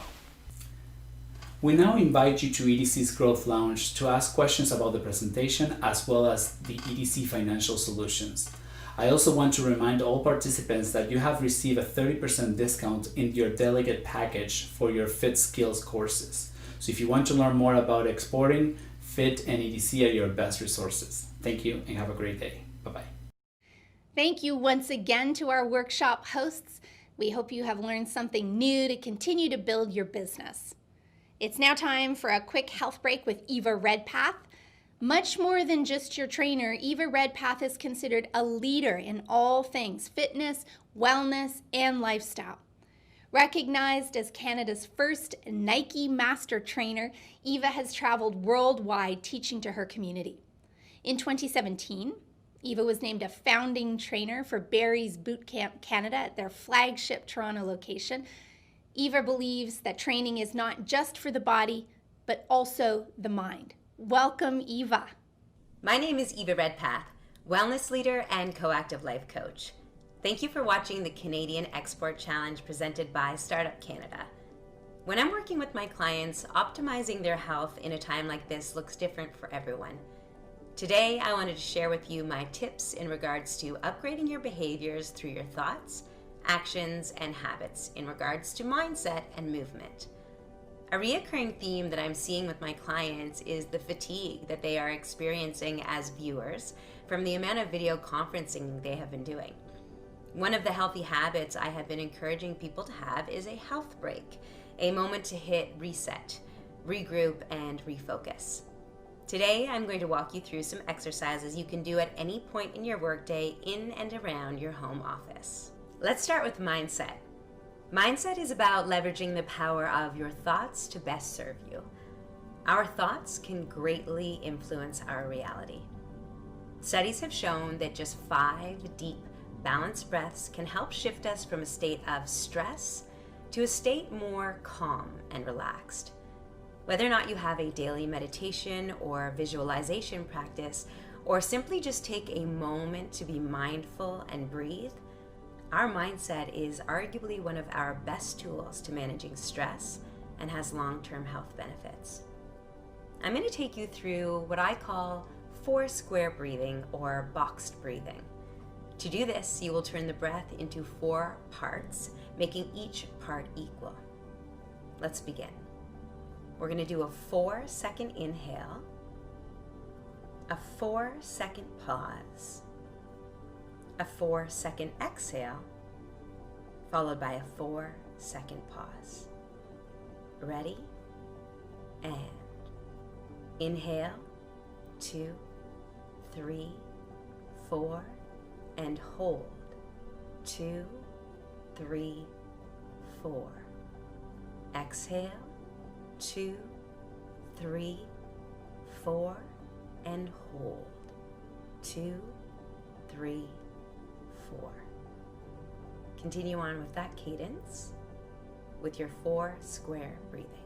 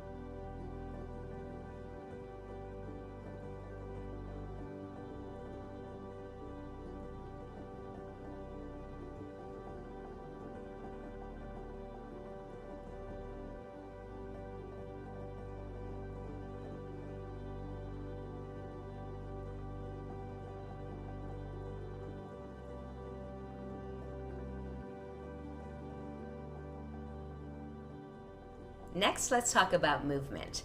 Whenever we move our bodies, we are able to shift our state. With many of my clients, I work with them to establish a daily movement routine. For some, that involves a training program, but that can simply mean moving your body by going for a walk, doing some stretches. You could even put on some music and dance. Anytime we move our bodies, it's going to shift the state of our nervous system. Our bodies are meant to move, so prolonged sitting isn't good for anyone. In today's health break, I want to give you a routine you can do while sitting at your desk or in front of the computer screen to relieve tension in the body and reset your posture, especially on days where you have to be extra productive. Seated cat-cow. Start by placing your hands on the desk. Look up and arch back. Tuck your chin. Round your back, look up, and arch back.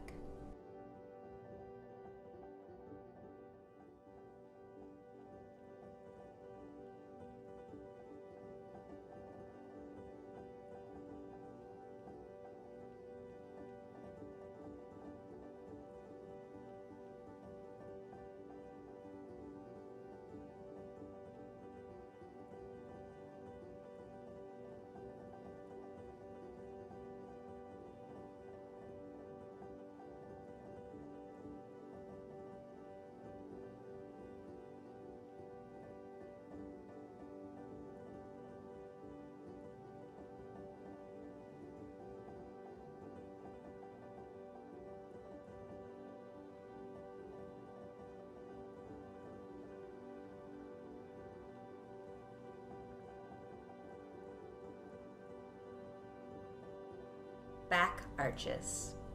Start by reaching your arms up, reach up and arch backwards, and return back to a tall seated position.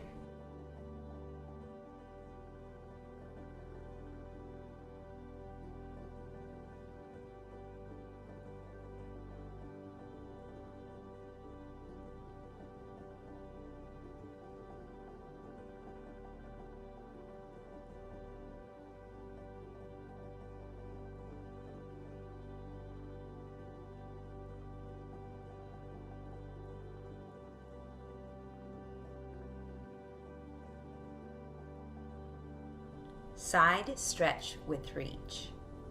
Start in a nice tall seated position. Reach one arm diagonal and grab onto the side of your thigh. Reach the other arm up and over, stretching away. Hold the side bend here.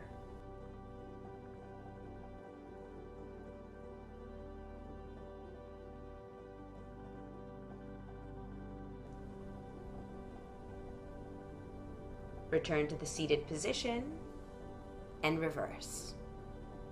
Reach one arm diagonal and grab onto the side of your thigh. Reach the other arm up and over, stretching away. Hold the side bend here.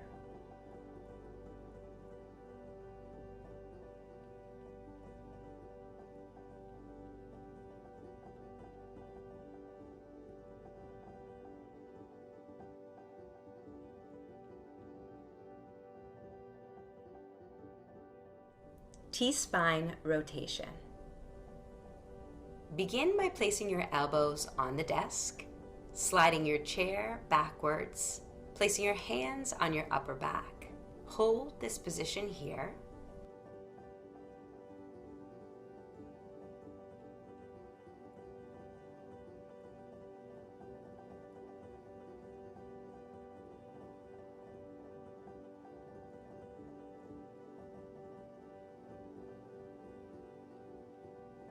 Now we're going to begin to rotate in this position, lifting your right arm up, rotate the T-spine, return back to the starting position, and rotating towards the left.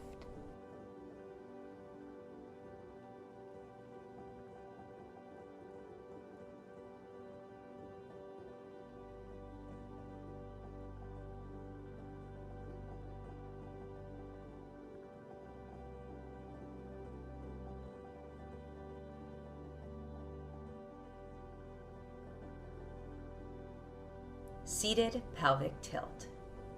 Start in a tall seated position. Round your lower back, tilting your pelvis under, and reverse. Sit into a tall seated position.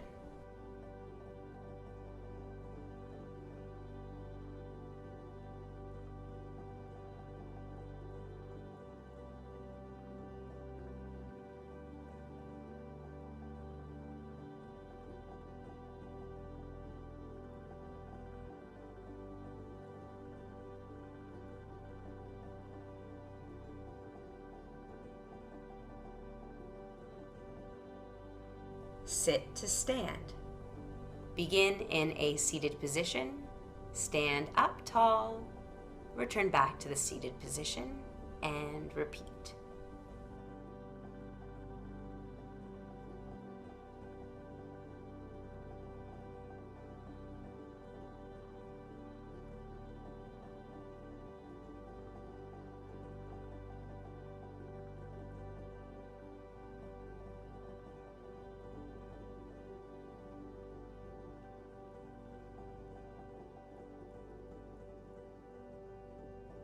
Lunge and stretch. Start in a standing position, step forward, reach the opposite arm up and over and into a side bend. Return to the standing position and repeat on the other side.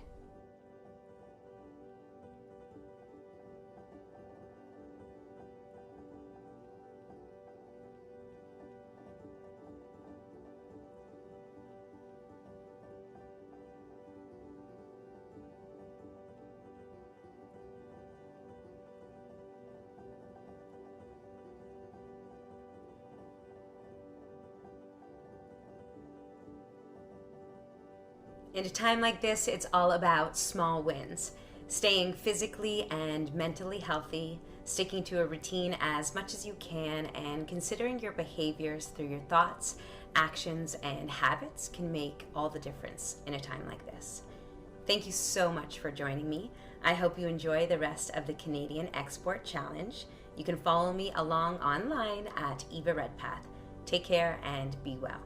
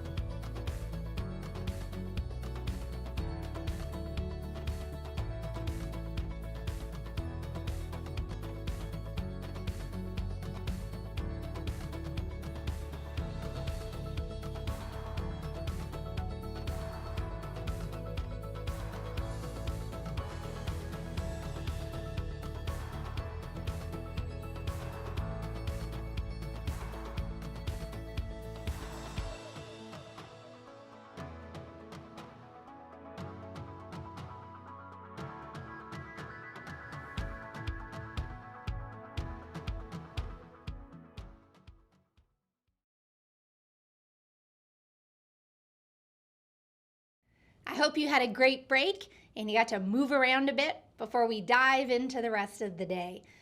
And I hope that you're as excited as I am to know who the startup and scale-up semifinalists of the Atlantic CXC pitch competition are. But first, let's give a virtual round of applause to all of this year's participants. It is amazing to see all these entrepreneurs going global with their groundbreaking organizations and products.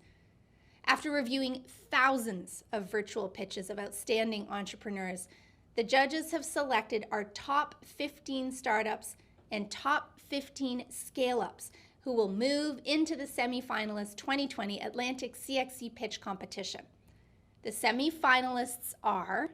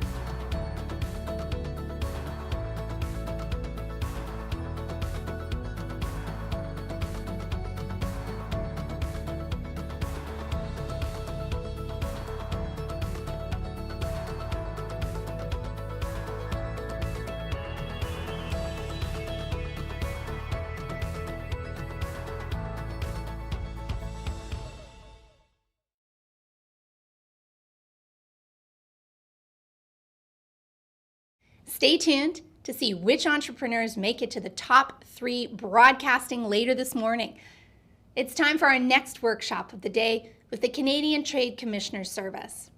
The Canadian Trade Commissioner Service, TCS, is a network of more than 1,000 trade professionals working in Canadian embassies, high commissions, and consulates located in 161 cities around the world, and with offices across Canada. Please join me in welcoming Trade Commissioner Cassandra Marcelin. Cassandra provides support to Canadian companies seeking international market opportunities with a focus on businesses owned by Indigenous, minority, and youth entrepreneurs. Bienvenue, Cassandra. Hi, I'm Cassandra Marcelin, a Trade Commissioner with Canada's Trade Commissioner Service.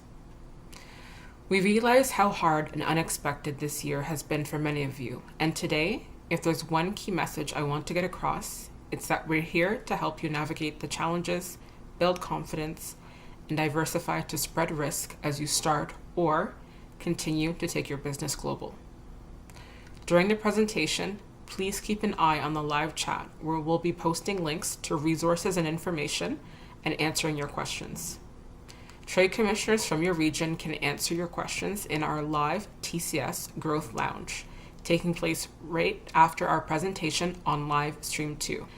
To give you a brief overview today, I want to speak about building resilience and capacity, and then give you more background on how the Trade Commissioner Service, or TCS as we call it, can help companies diversify, recover, and grow.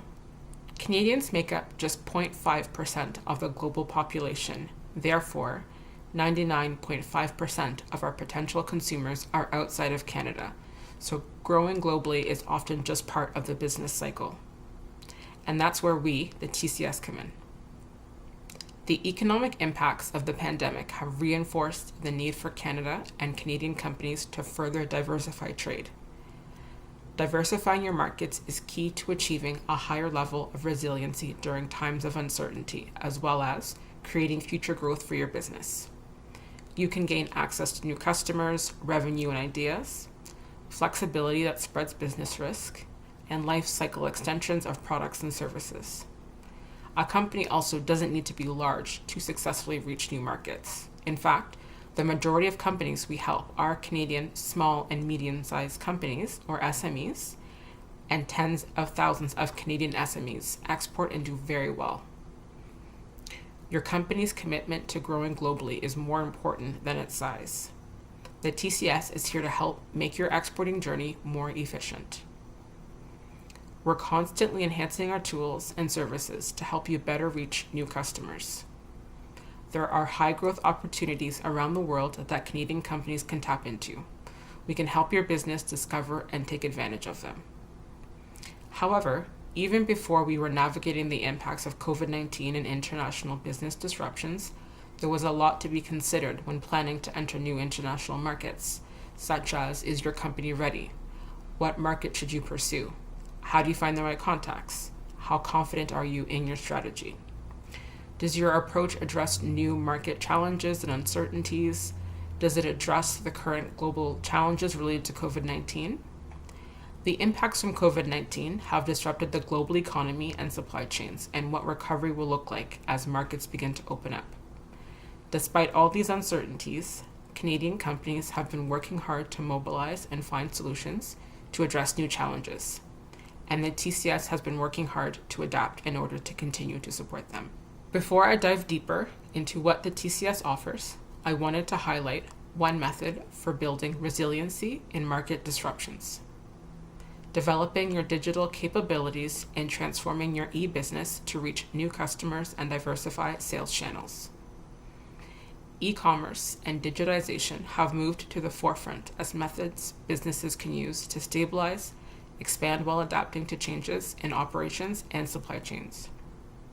The TCS has increased our digital capacity in order to help businesses navigate an increasingly digital environment. For example, we are adapting contact-free digital services. Innovations include virtual trade missions and virtual international education fairs to replace in-person service offerings. Canadian companies are also able to connect virtually with potential partners and buyers through TCS-supported activities and presence at virtual trade events. One of the TCS's funding programs, Can Export for SMEs, supports these virtual events as well as a range of other digital activities. In today's interconnected global business climate, COVID-19 has affected the way all Canadian companies operate. Many are turning to e-commerce as a way to translate today's challenges into tomorrow's opportunities. The TCS can help companies who are looking to start doing business online with customers abroad, as well as support those companies looking to expand their online presence. Going digital is more than just buying the right software or launching a website. It means understanding and adopting the right technologies and business processes to sell your goods and services over the internet and manage supply chains, provide online service and support to customers, use technology to seamlessly link sales with production and support functions. Digital adoption can save your company money and allow you to more easily sell to customers around the world. It's more than just taking your business online. It's the idea that as you adopt digital tools for your business, that you fully understand their capabilities and use them to the fullest extent. To do this, you may have to upskill yourself and your team or hire people who have the technical skills to develop and implement a successful digital strategy. To help companies, we've been hosting e-commerce webinars featuring companies like Shopify, Alibaba, and Tmall. We also have funding to help. Can Export SMEs funding can help you break into international markets and cover some costs related to digital adoption, such as online marketing tools and search engine optimization. I will go into more detail on the program in an upcoming slide. As an example, here is how we've helped a Canadian IT company tap into new markets. Unify Solutions is an IT company that helps organizations such as banks and insurance companies update legacy systems. Due to COVID-19, 70% of their projects in their sales cycle were put on hold. The challenge was how to sell products and services in the midst of the coronavirus. The company was already in touch with the TCS, who helped in a number of ways. So they received Can Export SMEs funding to support international marketing, and a trade commissioner in Jakarta assisted with on-the-ground market intelligence, cultural background and context for the market, introductions to key stakeholders. This support helped Unify Solutions to meaningfully connect with Indonesian stakeholders, and they won a contract in May to modernize the framework of Indonesia's largest bank. In addition, trade commissioners in Singapore and Atlanta have also helped the company build relationships, visibility, and their business case. You can find their story online, as well as others, in the Canada Export Bulletin on the TCS website.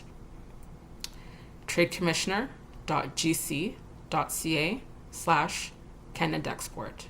Our expertise and support can help you grow globally with confidence, which is even more important now.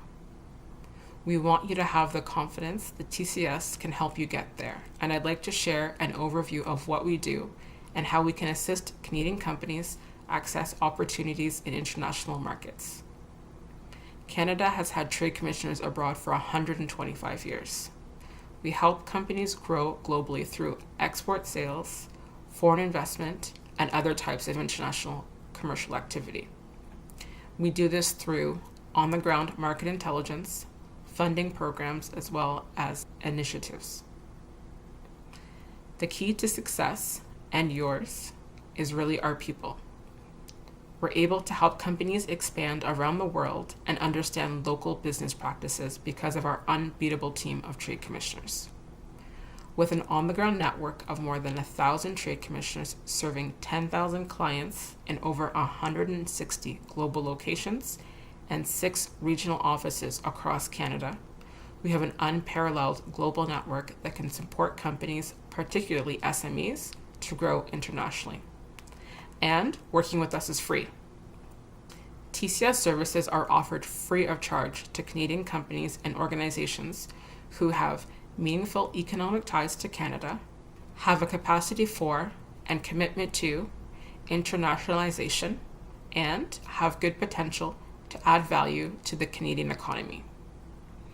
When you're ready, and if you think you'd fit as a TCS client, your first connection should be to one of our regional offices across Canada. They serve Canadian companies, meeting and building a relationship and make sure they're ready to do business abroad. When approaching your bank for a loan, you wouldn't submit a request without a business plan. You need to do the same with your trade commissioner. If we know more about you, we can help provide you with better service. Some of the things it's helpful for us to know about your business are: what is unique about your company, product, and service? Who are the end users of your product or service? Which country or regional market are you targeting? How do you plan to enter the market? When do you plan to visit the market? Once a client company is ready to grow internationally, our regional offices connect them with our international offices to trade commissioners working on the ground in the market. Many of our trade commissioners are local hires in countries abroad, selected for their business expertise, deep knowledge of their markets and contacts, and the kinds of strategies that are right for their market. But what exactly do trade commissioners do to help you reduce risks and save time? We provide key market insights and practical business advice. This is particularly important as each country is experiencing different reopening strategies and stages and may experience evolving supply chain disruptions and closures. We also help open the door to new business opportunities globally. Leverage business opportunities through any free trade agreements Canada may have with the local country, identify qualified business contacts, and help resolve complex business problems in foreign markets. For example, a valuable way that we traditionally help connect Canadian companies with potential buyers or partners is at industry trade events in Canada and abroad through TCS booths, Canada pavilions, export cafes, and business-to-business meetings. The TCS also organizes trade missions and business delegations for key trade events or business groups. These events help companies explore opportunities and connect with the right business partners and customers in new markets. However, with COVID-19, we've been shifting to offering virtual options. We can also help Canadian companies gain a competitive advantage by doing business in a socially and environmentally responsible manner, which can mitigate risk, promote innovation, strengthen your brand, and improve your bottom line. Particularly as the Government of Canada expects Canadian companies operating abroad to respect human rights, operate lawfully, and be socially and environmentally responsible. These are just a few of the ways that TCS can help you diversify your exports and export markets to make your business stronger and more resilient.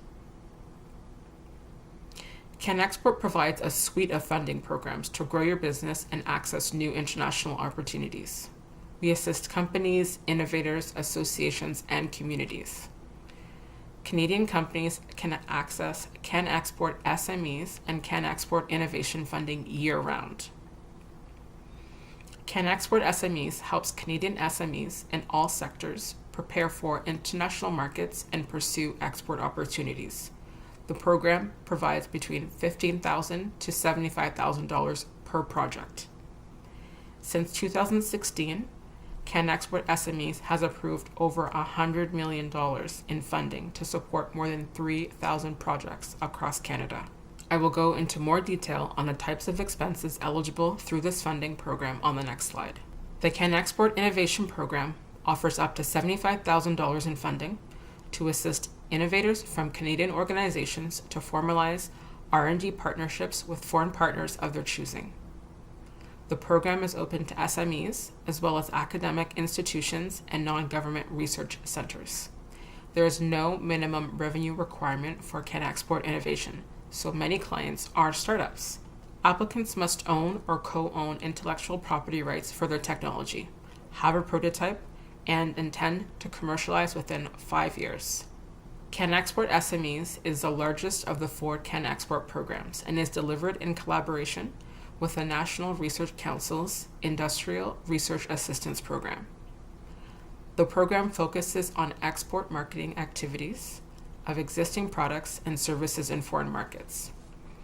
It supports exploratory activities as well as activities that contribute to a longer-term strategy to go international.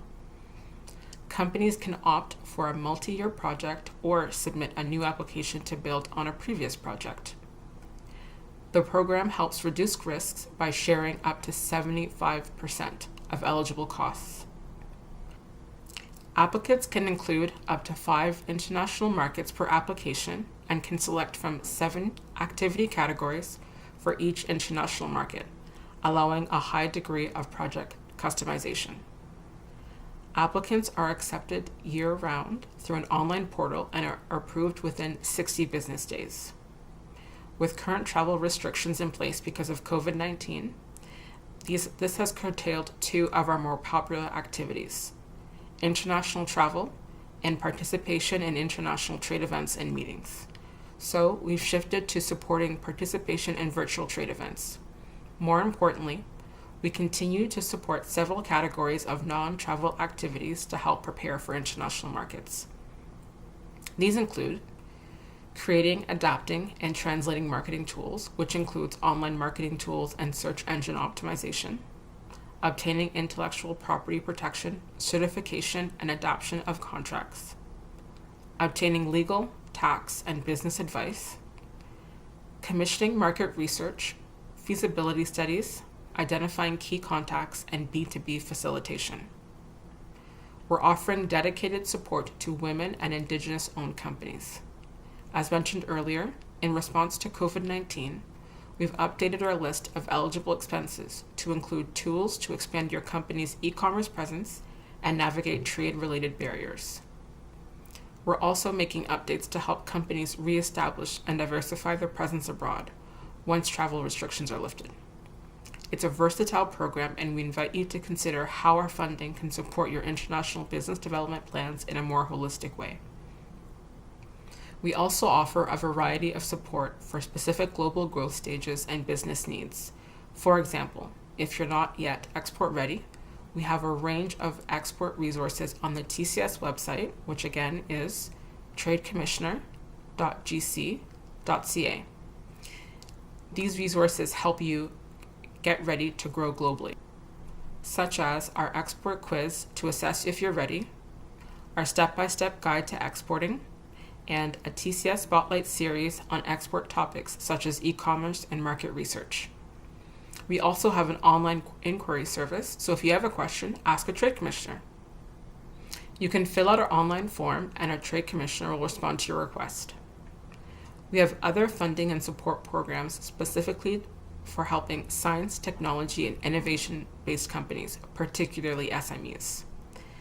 For example, we have a program called the Canadian Technology Accelerator. CTA is a non-equity accelerator program designed to support the global growth of Canadian life sciences, clean tech, and ICT companies that have a scalable service, technology, or product. The program offers customized services to high-potential, high-growth companies and key global tech hubs through virtual means rather than in-market.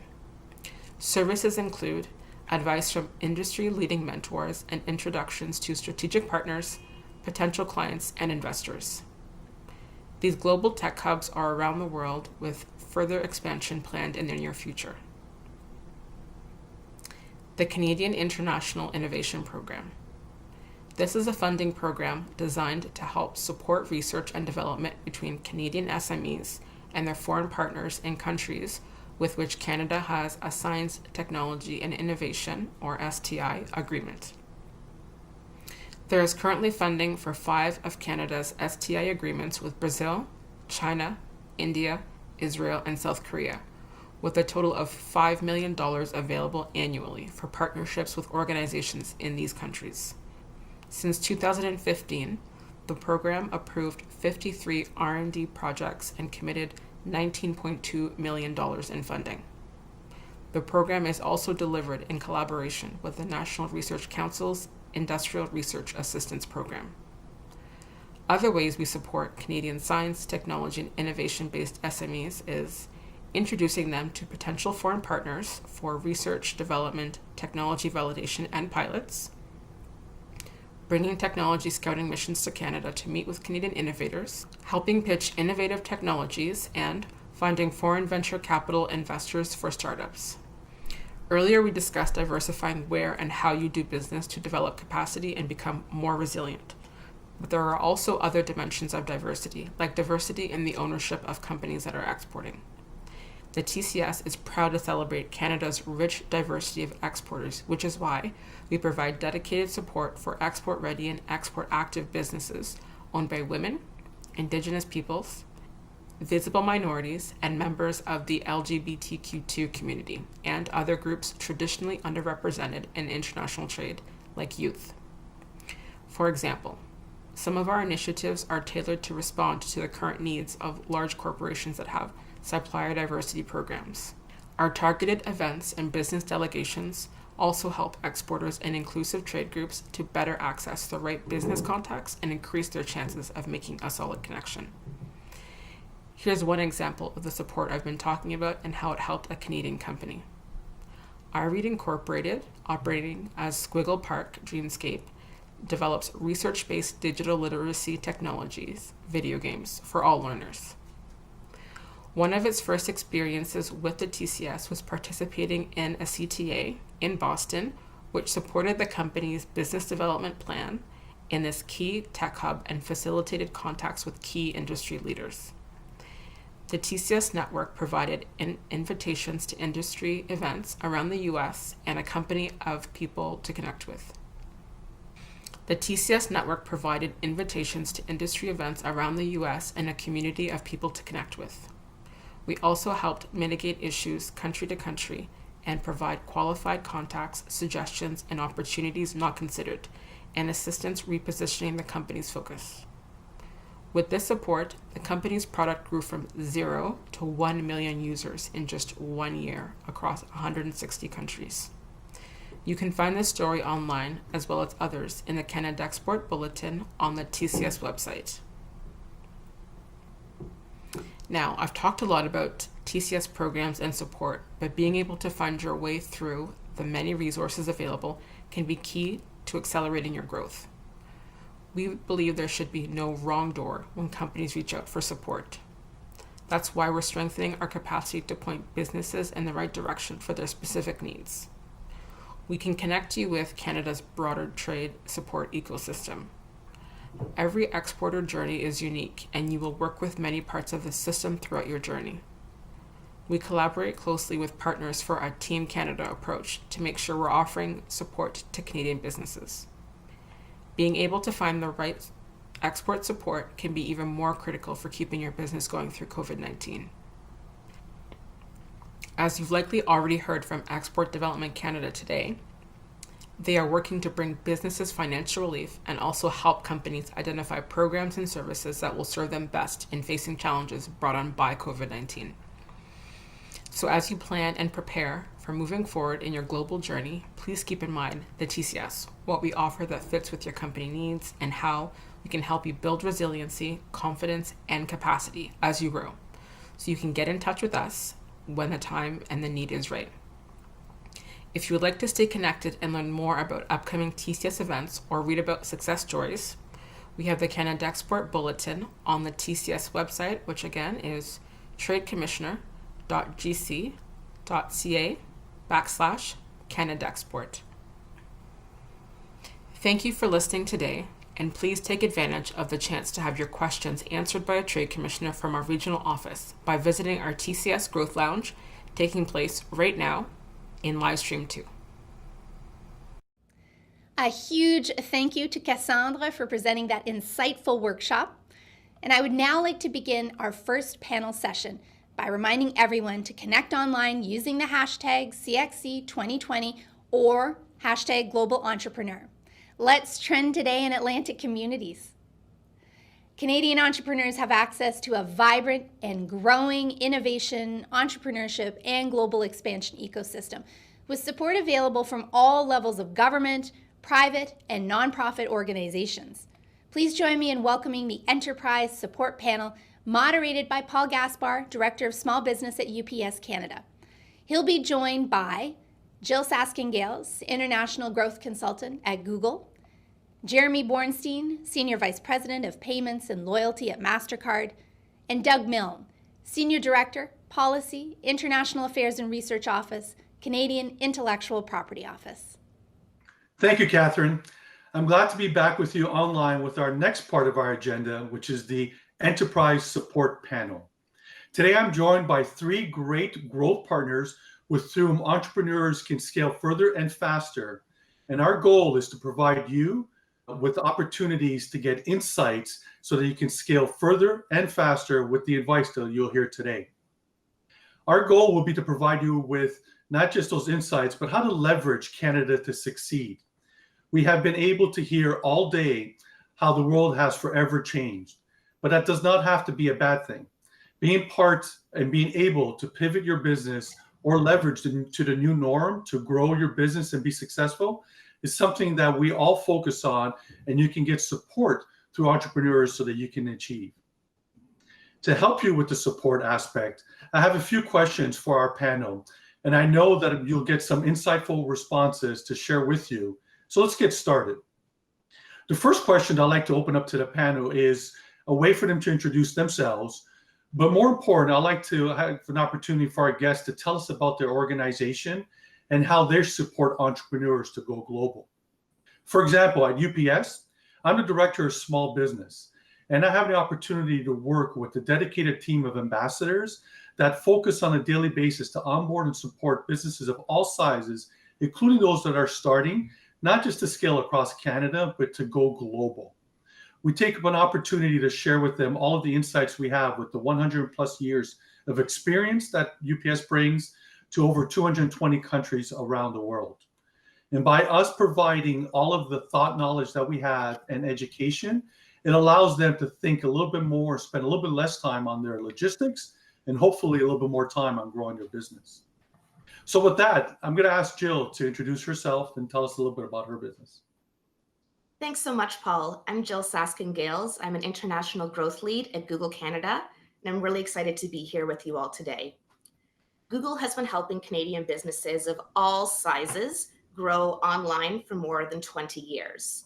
In fact, there's more than $23 billion of economic activity generated for the Canadian economy each year by more than 500,000 Canadian businesses enabled by our search and advertising products. And that's something that personally makes me really proud to do what I do at Google for businesses like yourselves. And I'm actually really excited to announce that today we're launching Market Finder in Canada, a free tool to help you do weeks worth of market research in a matter of a few minutes, and it's all free. So if you're looking to reach new target markets, plan your operations, and market your business globally, be sure to check out Market Finder on Think with Google, now launched in Canada. Excellent. All right, Jeremy. Thanks. So MasterCard's well known for our advertising campaigns and for the plastic that hopefully is in all of your wallets. But really, MasterCard is just a network of computers that connects everyone, whether you're sitting in Kamloops or in Toronto, to a global market, and provides that consistent global ability to pay and buy things and be paid for things. And so I run at MasterCard our services businesses in Canada, helping banks, merchants, and acquirers improve their business and get more value out of the payments that they're receiving. At MasterCard, we also have a range of programs that help and engage with entrepreneurs and fintech startups. One of them, which is quite interesting, is a program called StartPath, which I'll talk a little bit about more later, which helps businesses scale as we introduce them to all of our customers, our banks, and our merchants around the world. That's great. And Doug? Yes, thanks very much. So my name is Doug Milne. I'm a Senior Director in the Policy, International Relations, and Economic Research unit at the Canadian Intellectual Property Office. So we're a special operating agency. We're part of Innovation, Science, and Economic Development Canada. And we're responsible for the administration and processing of intellectual property. So CIPO is helping entrepreneurs and businesses compete globally through the joining of 5 international IP treaties, specifically with regard to industrial designs, trademarks, and patents that will help Canadian companies expand their presence in international markets by providing a faster, simpler, and more cost-effective way to get IP protection in multiple countries. So the goal is to reduce the administrative burden and provide harmonized procedures for Canadian businesses Positioning Canada as a global innovation center is key to advancing our innovation and skills plan.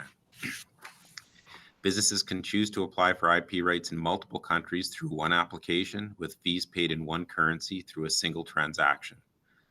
They can register, or you can register and manage your trademark in the territories of the Madrid system, a centralized system covering more than 120 countries. You can register your industrial designs in more than 90 countries using the Hague system. You can file one international patent application to seek protection in as many as 153 jurisdictions. As part of our Government of Canada National IP Strategy, CIPO's IP Awareness and Education Program is making it easier for entrepreneurs to access IP resources, tools, and advice. The program offers a wide range of products and services that enable Canadian businesses in all stages to be aware of and understand IP and to make effective use of it in achieving business growth and success. Thanks, Paul. Wow, excellent. So as you can see, we've got three amazing individuals from amazing organizations that have a lot of advice for you. And I want to dive right into some of the questions that we have. What are some of the common mistakes that you or your organization has seen entrepreneurs do when they try to go global? Doug, how about yourself? Yeah, so there's a few things that I think we've noticed. Entrepreneurs, I think, in a number of cases, fail to take stock of their IP assets. So there's a lack of awareness that they possess IP, so brands, logos, websites, promotional material. They also sometimes fail to understand the strategic value of their intellectual property. And sometimes they fail to take steps to strategically, protect their IP assets. So they plan for intellectual property too late and miss the window of opportunity to file in different countries. They don't plan, budget, finance for IP expenditures. They don't file for IP protection in relevant jurisdictions, including manufacturing countries. And they don't use multiple manufacturing companies to minimize the chances of getting their IP reverse engineered. They also lack, in some cases, awareness of competitors' IP rights and whether they're potentially infringing on someone else's rights. And finally, I'd say that there's sometimes a failure to secure the services of local IP professionals who can guide them through the nuances of the local business and IP enforcement landscapes. Wow, a lot. Jill, your thoughts? Yeah, absolutely. So I think some of the most common mistakes I see when either entrepreneurs or large companies go global is really two sides to a coin, either aiming for perfection or just diving into a market without doing any of their homework on things like payments or other issues. So on the aiming for perfection side, if you're aiming for perfect product market fit and getting everything 100% right in Canada before expanding, you're never going to expand. Sometimes you need to take what you know, dive in, test and learn. And actually a great example of this is Inkbox, a Toronto-based company that sells temporary tattoos worldwide. And from the beginning, they used their Google Analytics and Google Ads data to just start selling into the US as well as Canada right away. And as a result, 5 years later, about 60% of their sales now come from the US because they're willing to just go in there, test, learn, and iterate. Mm-hmm. Of course, the flip side is if you dive into a market with no data and no action plan, then you're probably not going to see much success. So it's important to take what data and insights you do have and then apply that from the get-go. And a great example I've seen of this is a startup called Sync.com. They're a secure cloud storage startup based in Toronto as well. And they also use their Google Analytics and ads data to see that they already had people visiting their website in the US and Europe. So that was a strong signal to them that if they expanded there, they probably already had a customer base to start with because they knew they were getting visitors from there. And so by testing that out and creating landing pages and campaigns, they were able to then untap that opportunity and grow into those markets more easily than just diving in with no prior knowledge. So in all, it's really trying to figure out that balance, learning what you can, preparing, but then being willing as entrepreneurs to just take that risk and dive in and see what works. At UPS, the 3 laws of going global. Law number 1 is research, and really try to indicate the importance. And all of you are basically talking about that. It's having that knowledge and doing that research. Our second law is research, and then it's not us trying to be funny, but it's to try to drive that point home. And of course, when I ask everyone, what do you think the third law is? Everyone says research. I say, well, no, close. You get help. So let's get into our next question, and that is, unique because this is the third year that we're doing the Canadian Export Challenge, but it's the first time that we're doing it virtually. And why we're doing it virtually? Well, obviously we're dealing with this global pandemic, which hopefully will get to a conclusion, a positive one, sooner than later. But that being said, entrepreneurs are facing new terms and new challenges in exporting during COVID-19. What are some of these challenges because of COVID that you're seeing rise to the surface that maybe were not as predominant before? So Jeremy, at MasterCard, what are you seeing? Yeah, I'd actually like to come back to your conclusion from the last question, which is about doing your research. And one of the things that we do at MasterCard, and it's accelerated also in these challenging times, is using that transactional data to help inform better decisions on where to focus efforts on. Jill was talking about certain stores are open in some regions and others, or businesses are working in other regions. We have products that can help you identify up to the minute what business is actually open based on us seeing actual transaction volume there. So you can refocus your efforts on areas or regions that are operational versus misspending ad dollars potentially, or sales efforts on regions that are slowing down. We also have products that can, if you're going to open up a physical store, help you figure out where in particular you should be. So what street corner is optimal for what your service you're bringing to market. And if you're going into a mall, then forget the street corner, what level of what mall, what area you want to be in, to help really fine tune the operation of your business going forward. Get all that information together to help figure out how to best go into market in these times. Perfect. Jill, how about yourself? Yeah, so I work mostly with companies in the tech and retail sectors. And I say at a macro level, it's not that COVID-19 has brought out brand new behaviors in all of us online. It's really just accelerated the shifts that we were already seeing in the marketplace. And so while that brings uncertainty, of course, for companies that are well positioned, it can also bring great opportunity. And actually, a great example of this, of an entrepreneur who was able to seize an opportunity brought on by COVID-19, is Peter Leywine. He owns a small stationery store in Toronto. I've been going there since I was a child. And when COVID forced all stores to close, Peter had his first ever day in more than 30 years with $0 in revenue. And I think any of us can relate. If you have your first $0 revenue day in more than 30 years, that's absolutely terrifying. But I think what's really impressive about Peter's story is, yes, he was terrified, but he also thought, I need to get through this. And so he built out his online store with Shopify. He launched Google Ads campaigns in the US and Canada. And overnight, he was able to start selling to his customers again and reaching new customers as well. Within the first 6 weeks of COVID, he was able to increase his sales 18 times over. So again, I think that's a great example showing that COVID-19 brings challenges, of course, but if you really look for them for your business, you can also find some great opportunities. Great. And I've got hundreds of examples of what you just said as well, too. So, and again, Doug alluded to the fact that from a shipping perspective, there's been challenges at all aspects of the supply chain, but not being online, or being online but not having a proper solution really came front and center for a business when COVID was obviously hitting, and we had to pivot. Great. So let's now move into the next question, which I think does sort of pivot off of what we just talked about, right? With the changes that we've seen, COVID has obviously changed a lot as to how businesses can operate and survive. That being said, that brings risk with it as well, too. So Jill, I'd like to start with you if we could.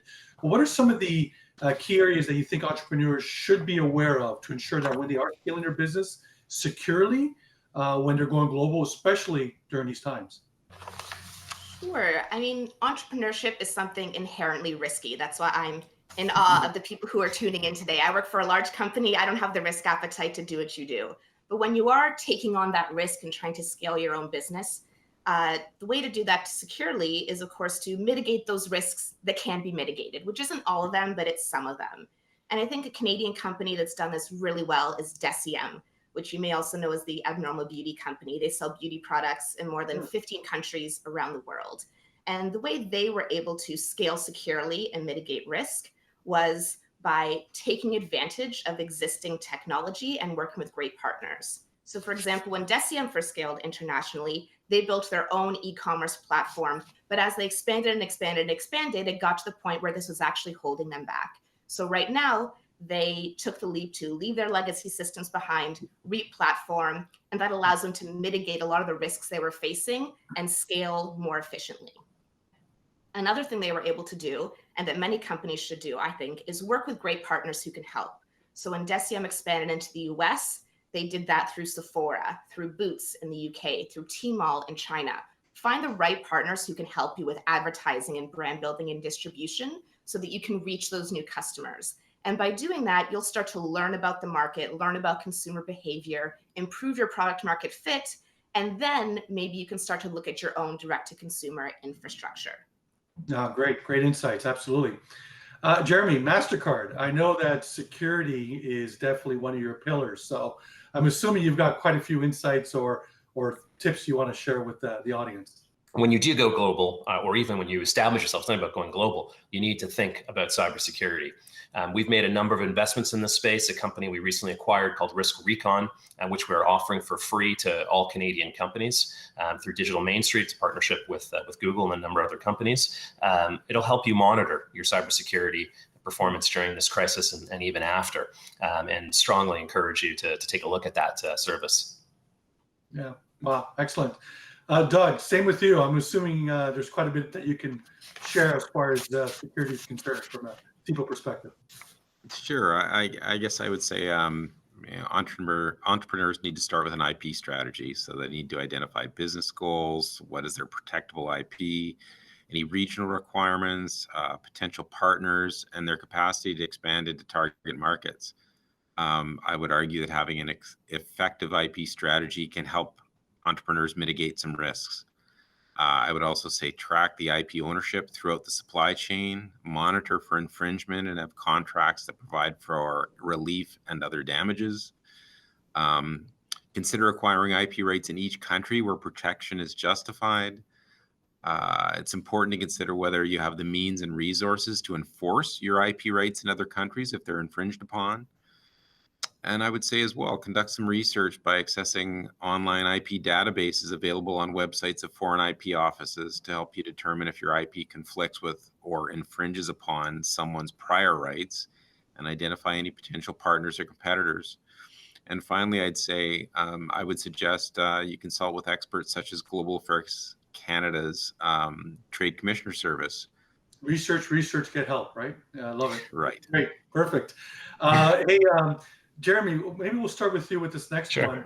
And I've heard already several different examples from all of you as to specific businesses and how they've sort of pivoted or handled some of these challenges. But maybe we can share some more examples of companies that your organization has supported, and by supporting them, the kind of impact that you think you've given them to help that business grow moving forward. So I spoke a little bit earlier about a program that we call StartPath, and StartPath really it's a two-way program. It's kind of like a bit like how a VC operates without the investment side. Investments sometimes happen, but not always. We find companies that we find particularly interesting, whether they're in the fintech, paytech, insurtech, or any tech. It's not really focused on one thing. And give them a stage to be introduced to our customers, our issuing banks, our acquiring banks, and our merchants around the world. We're currently working with about 100 companies, and from every country imaginable in the world. Interestingly, 5 of them are Canadian. We're quite proud of that. Right now. One of them in particular, I'll talk about a company called MobiWave out of Montreal. We started working with MobiWave just about 2 years ago when they were very much in their infancy. MobiWave is a company that brings turns your phone into a payment device. We helped MobiWave get introduced to device manufacturers, signed a deal with a very large one, the largest device manufacturer in the world, actually, which ultimately led to their acquisition by Apple a couple of weeks ago. And so our engagement will likely cease as that acquisition goes through. A couple other companies that we're working with as well in Canada, a company called Olive, which is looking to bring deals and not quite a Groupon style, but make it using that payment data to help customers save money. Another company called Milo that we're working with to help them scale and get out of Canada and start to work with companies globally. And another company that we worked with for quite some time out of Toronto called Sensible, which is taking receipts and bringing them into your banking app. They were very focused and having great success in Canada, the US, and by being part of our program, we introduced them to players all throughout Europe and really helped them scale their business quite quickly. So it's been quite an effective program, quite selective in who comes into it, but once you're in it, we're going to really help your business supercharge. Wow, a lot happening there, which not surprising at all. Doug, any examples that you can share? Sure, I can give you a couple. So one of the companies we worked with is also a client of Accelerated Growth Services, which is a program funded out of our department, ISED. The company is based in Toronto and is in the high-tech space. The company was scaling but had no IP plan. Our IP advisor in that region was introduced to them and helped them build their strategy and educated their team. And 2 years later, they've now applied for several patents pending in multiple countries. In addition, they're in the process of acquiring foreign intellectual property, have designed an internal IP incentive program, and we're involved in continuous training programs along with their new IP council. And finally, another example would be we've partnered with the Canadian Space Agency and raised awareness of over 100 participants on technology transfer in the space sector and how to build an IP strategy that is aligned with business goals. Wow. Excellent. I'd like to take the opportunity too, from a UPS perspective, to share at least one example, and all of those were amazing. And the reason I like to share an example is because there's this perceived notion, unfortunately, out there in the Canadian market that UPS is really more for the Fortune 500 organizations, which couldn't be further from the truth. Yes, we support all of the big brands that and hear and probably buy from as well. But we support small businesses and have been for over 100 years, right from day one as they continue to grow throughout their life cycle. Again, all of our organizations are trying to help the best that we can. It's just a matter, again, of those businesses reaching out and getting that help. And then I know all of us will guide them in the right direction to move forward. Okay, so our next question is really to try to find out what local, regional, or even national organizations that you believe every entrepreneur should know about to connect in order to go global. And this is an opportunity again to talk about any one of those. So Jill, I'll ask you first if you have an example of any of those, again, local, regional, or national organizations that you think it's a good opportunity for entrepreneurs to get that advice from. Sure, thank you. There's three that I'd like to highlight. The first, of course, is Market Finder, our brand new tool that Google is launching today to give you the insights you need to expand internationally. The second, of course, is our government agencies like the Trade Commissioner's Office, EDC, tons of resources and networking opportunities there to help you go global. And then the third, something that really resonated with me when I was speaking with Deciem Director of Digital, is stop trying to solve problems that already have solutions. And so there are so many great organizations and companies out there that have solutions you can use to go global. For example, instead of building your own website, why not use a website provider? Shopify and Lightspeed are great Canadian examples. There are many more out there. So as you're looking to expand, use Market Finder, use government agencies that can provide you with the insight and support you need. And then don't solve a problem that already has a great solution. Leverage those solutions so you can reach new customers better and faster. Great examples. Doug, I believe you've got some either local or even regional examples that you'd like to share with us as well too. So in Atlantic, there's a federal government entity called the Atlantic Canada Opportunities Agency. It's pan-Atlantic. It regularly partners with provincial departments, particularly with respect to trade missions. That's a great resource. There's also the Atlantic Growth Strategy, which was launched in July 2016 by the Government of Canada and the Atlantic provincial governments. There's Nova Scotia Business Incorporated, which is a provincial entity. It works with export development. There's the Newfoundland and Labrador Tourism, Culture, Industry, and Innovation Group, Newfoundland and Labrador Organization of Women Entrepreneurs. Moving to PEI, there's an entity called Innovation PEI, And with respect to New Brunswick, there are two organizations, Opportunities New Brunswick and Women in Business New Brunswick, which help prepare entrepreneurs to export. Doug, those are great examples. Thanks, Jill, as well too. And of course, I think we'd be remiss if we didn't also indicate Startup Canada. I mean, Startup Canada is a rallying voice for entrepreneurs and startups across the country. They obviously are based in Ottawa, but they've got their communities across the country. I've met a lot of these community leaders from coast to coast to coast, and these are very passionate people that are entrenched in their local communities. I guarantee you, if you were to approach them and say, I need help in this area, they'll know not just nationally or regionally, but even locally where you can tap into some examples we've already heard, but perhaps some others as well too. So don't forget your local startup community as well. Great. Just final piece of advice that you like to have entrepreneurs know as to how they can leverage Canada in order to succeed globally. Jill, how about yourself? Well, Canada is a wonderfully diverse country, right, with so many potential customers to reach within our borders. So the last piece of advice I'd give is if you're in Ontario and you have no customers in Quebec, test expanding there first before going south of the border. Or if you're in Quebec and you have no customers in British Columbia, test your logistics and your customer support there before hopping across the pond. Or if you want to expand into China, you know, about 5% of Canadians are of Chinese origin. You probably have a lot you can learn from that community.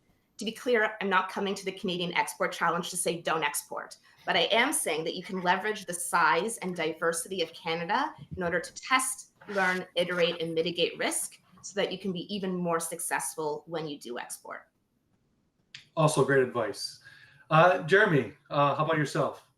Yeah, thanks. You know, very similar to Jill, that there's been over time a lot of thought that if you're going to get serious about your business and you want to scale, you've got to move to the US, you have to move somewhere else. But especially now more than ever with COVID and the lack of travel, it doesn't matter where you are. Canada is such a wonderful place to grow your business and to scale, and increasingly with national champions like Shopify, it's showing that you can get absolutely enormous here and be very successful without having to leave the country.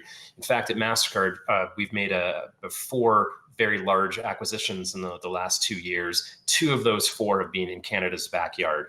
We're also excited, as I mentioned earlier, to be working with a number of StartPath companies and hope to add many more, and hopefully one day from Startup Canada as well into the mix. So, you know, Canada is a great digitally connected country with a large base and diverse base, as Jill emphasized. So go Canada. All right. I can't believe it. We've already wrapped up our time, finished our time. We've had some amazing advice from our 3 panelists. And as you can see, we've got 4 organizations, including UPS, that you can tap into and get a lot of advice, not just, as Jill indicated, to support you to go from coast to coast, but obviously to scale and to go global as well too. And that's just 4 on this panel. The Export Challenge brings to you other partners as well too, like EDC and the Trade Commissioner Services. And there's many more that are supporting to bring this to you virtually that you can tap into and make sure that you're getting all the research that you need up front and all the advice that you can get to make sure that you maximize the success rate when you want to go global. So I'd like to take the opportunity now to obviously thank Jill, Jeremy, and Doug for their great advice and for their time. Hopefully you've enjoyed this session as much as we've enjoyed bringing it to you, and hope that everyone enjoys the rest of their day. And those of you that are pitching and trying to win the award, good luck, and looking forward to announcing the regional winners later today. Take care, everyone. Bye.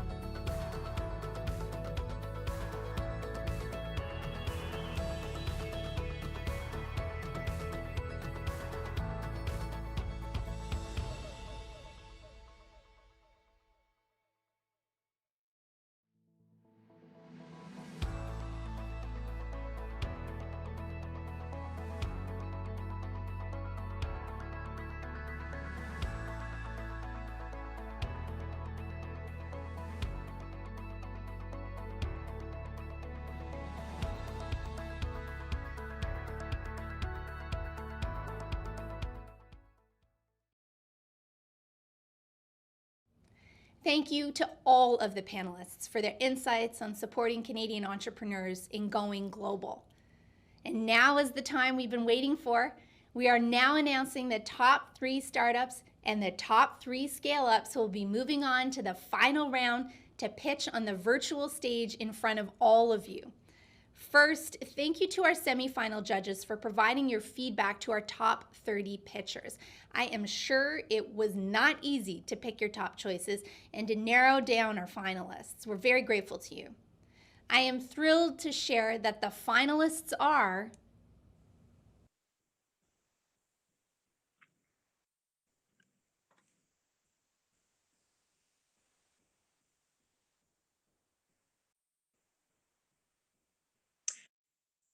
Hello and welcome. I hope everyone has enjoyed the Canadian Export Challenge this morning in the Atlantic region and the moment that we've all been waiting for. I'm delighted to announce the semifinalists in no particular order. For our startup pitchers, our startup pitcher number 1 is Cultured Coconut. Startup pitcher 2, 3D Planeta. Startup pitcher 3, Shivani's Kitchen. Scale-up pitcher number 1, Growdoc Inc.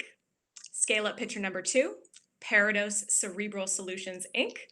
Scale-up pitcher number 3, Aerontel Aerospace Inc. So congratulations to our top 6. We're going to be hearing them pitch live on our main stage here in just a moment, and we'll be right back.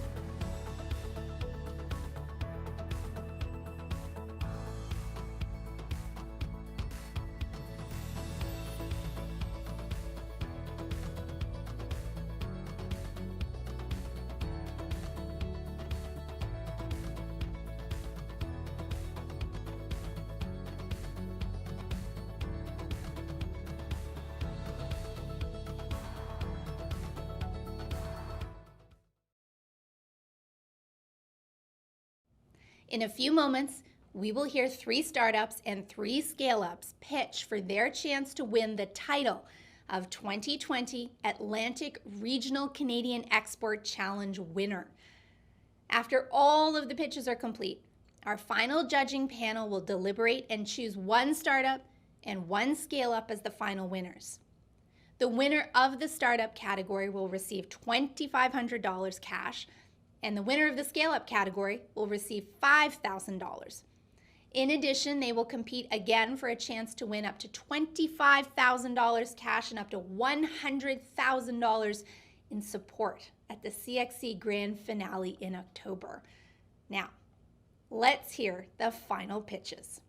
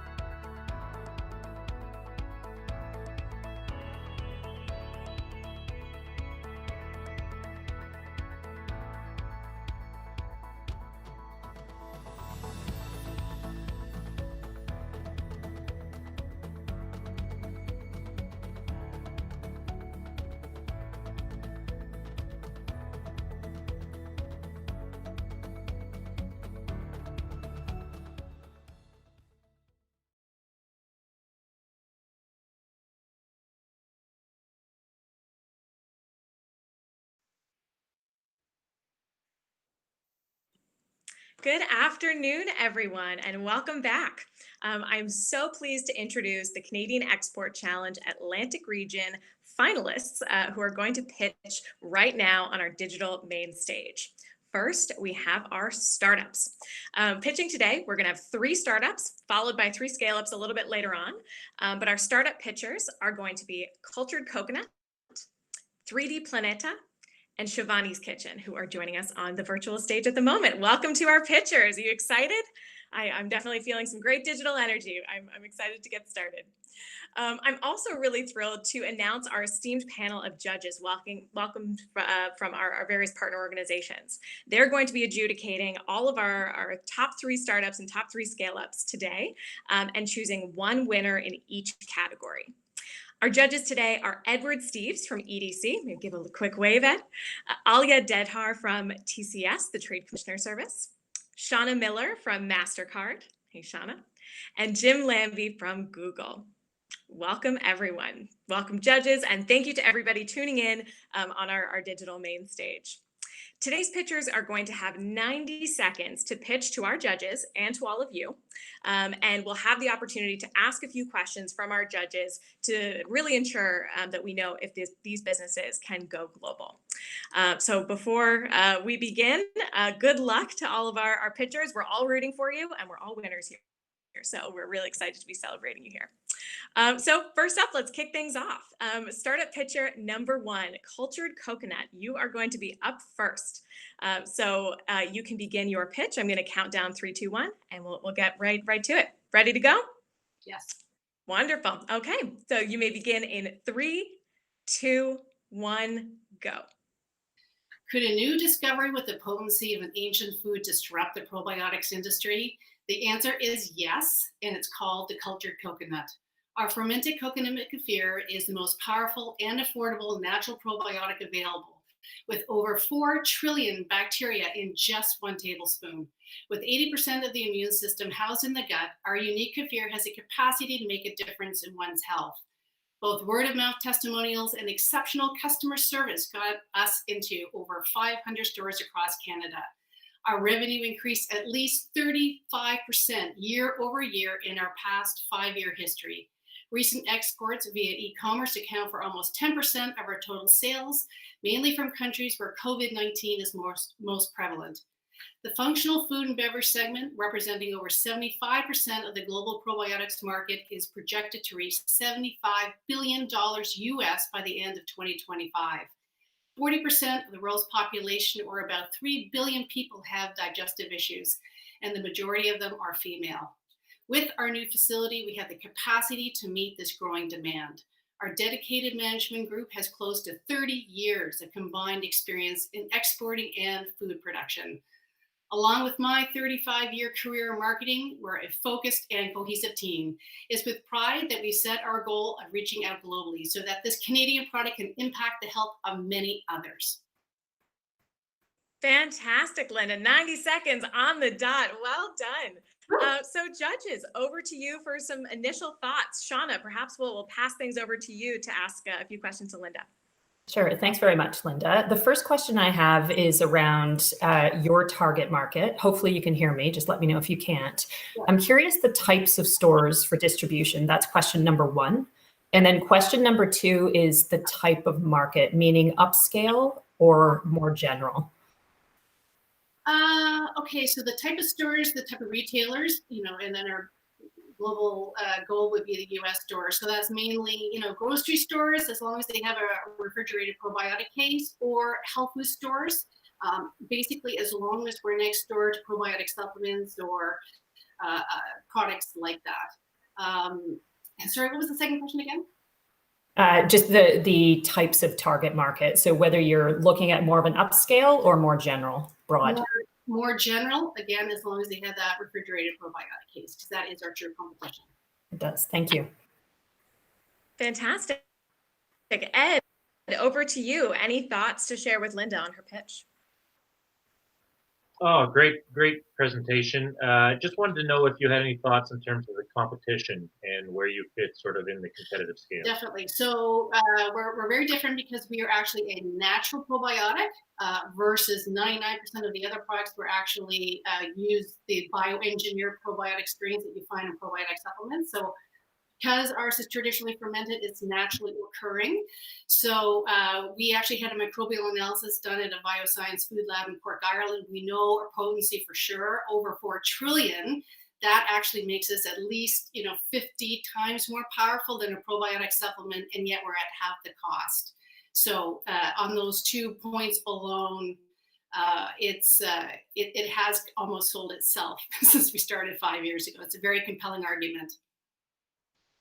Fantastic. And wrapping up very quickly, feedback. James, anything to layer in? Yeah, just one question, Linda. Where's the supply? Like, what do you use for the supply of the natural supplement? Right. So we're the only people in the world doing this. We actually use these living organisms that evolved over 2,000 years ago called kefir grains. So they're actually reusable, but we make our coconut milk and they go in and they actually cause the fermentation to happen. So the pH drops, and as they're processing these living organisms, as they're processing the coconut milk, they're actually converting the naturally occurring sugar into probiotic strains. So that's very, very different. This again, dairy milk kefir has been around for over 2,000 years. We're actually using the same grains that evolved over 2,000 years ago for coconut milk. They like the sugar in coconut milk as well as the lactose in dairy milk. So it's very unique. Awesome. Fantastic. Thank you. Thank you. Thanks, Linda. And thank you, judges, for that feedback. We'll be jumping into our next pitch at the moment. We'll have plenty of opportunity to connect with some additional thoughts. But thank you for sharing that pitch, Linda. Really great way to kick things off here. So to our second pitcher, we are going to be heading over to 3D Planeta for your 90-second pitch. So I'll count you down, and then your 90-second pitch will begin. So in 3, 2, 1, begin. Hi, have you ever looked out an airplane window? What you see on the ground is all in 3D the way your eyes see it. Now take a picture of that ground. That's in 2D. So what we see today and what we see on screens are two different things. We've developed a technology to fuse 2D images from space into 3D images that will allow you to see the Earth the way you see it with your natural eye on screens. So imagine search and rescue operations, conflict for military, police officers trying to chase bad guys, exploration of new land. Being able to see the ground in 3D is the element that you need. It's the breakthrough that you need to see what you want to do. So with this technology, we are breakthrough. We are able to take satellite imagery and give you the current display about what's on the ground. Our markets are emergency management, defense and security, land exploration. We're addressing about a $50 billion market. We've got a demo platform. We've been in 6 countries with the thing, 250 plus demonstrations. We're closing around now in September to basically go out and scale this thing and be an industry leader. We are breakthrough. We get strong relationships, a deep management team, and basically with this management team, the patented technology, 5 patents worldwide, a platform that's going to provide a full SaaS cloud-based operational intelligence platform with full 3D capabilities like you've not seen before. We believe we have a breakthrough and trend-setting product. I'm Norm Couturier. I'm the CEO. Thank you very much. Fantastic. Well done, Norm. Great pitch. Alia, let's send it over to you for some initial thoughts and maybe to ask a question over to Norm. All right. Well, thanks, Norm. Thanks for the presentation. Can you tell me a little bit more about your team and the background of your team members? Okay. I'm on startup number 9 after 30 years because I'm not smart enough to quit. I've got a 40-year defense veteran who's specialized in 3D simulation and training for advanced warfare. And I've also got the Canadian Research Chair of Advanced Image Processing, world-renowned scientist that was the inventor of the 3D Fusion, coincidentally also the co-inventor of the tech that we see as Google Street View today. So we've got the imaging, we've got the 3D simulation, and we've got somebody foolish enough to keep making new startup companies. Very modest of you, Norm. That's great. Shauna, over to you. Any thoughts? Yeah, first of all, thank you, Norm. That was great. And my one question for you is, how do you continuously make sure that you're kind of feeding the pipeline of that imagery? It sounds like a big job to be done. Yeah, it certainly is. That's a good question. It's heavy lifting. We work with all of the major satellite image providers. There's a huge new horizon coming with satellite imagery where there are persistent constellations getting closer and closer to Earth. So what we've seen in the past is 3 years from now is going to be entirely different. So we'll be able to bring you from space, basically same day imagery of what's on the ground beneath you, down to the point where it's almost like what was only available through aircraft in the past. So yeah, big changes coming on the horizon. We're poised for that. And those relationships exist for you already to make sure you can access the images? Yeah. Okay. Fantastic. Thanks, Shauna. James, over to you.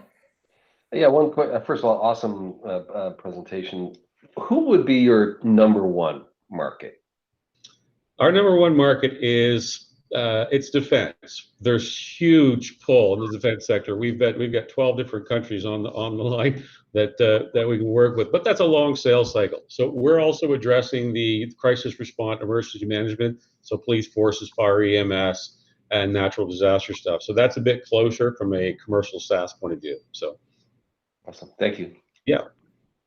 Fantastic. And Ed, we have a few more seconds if you have any questions to layer in.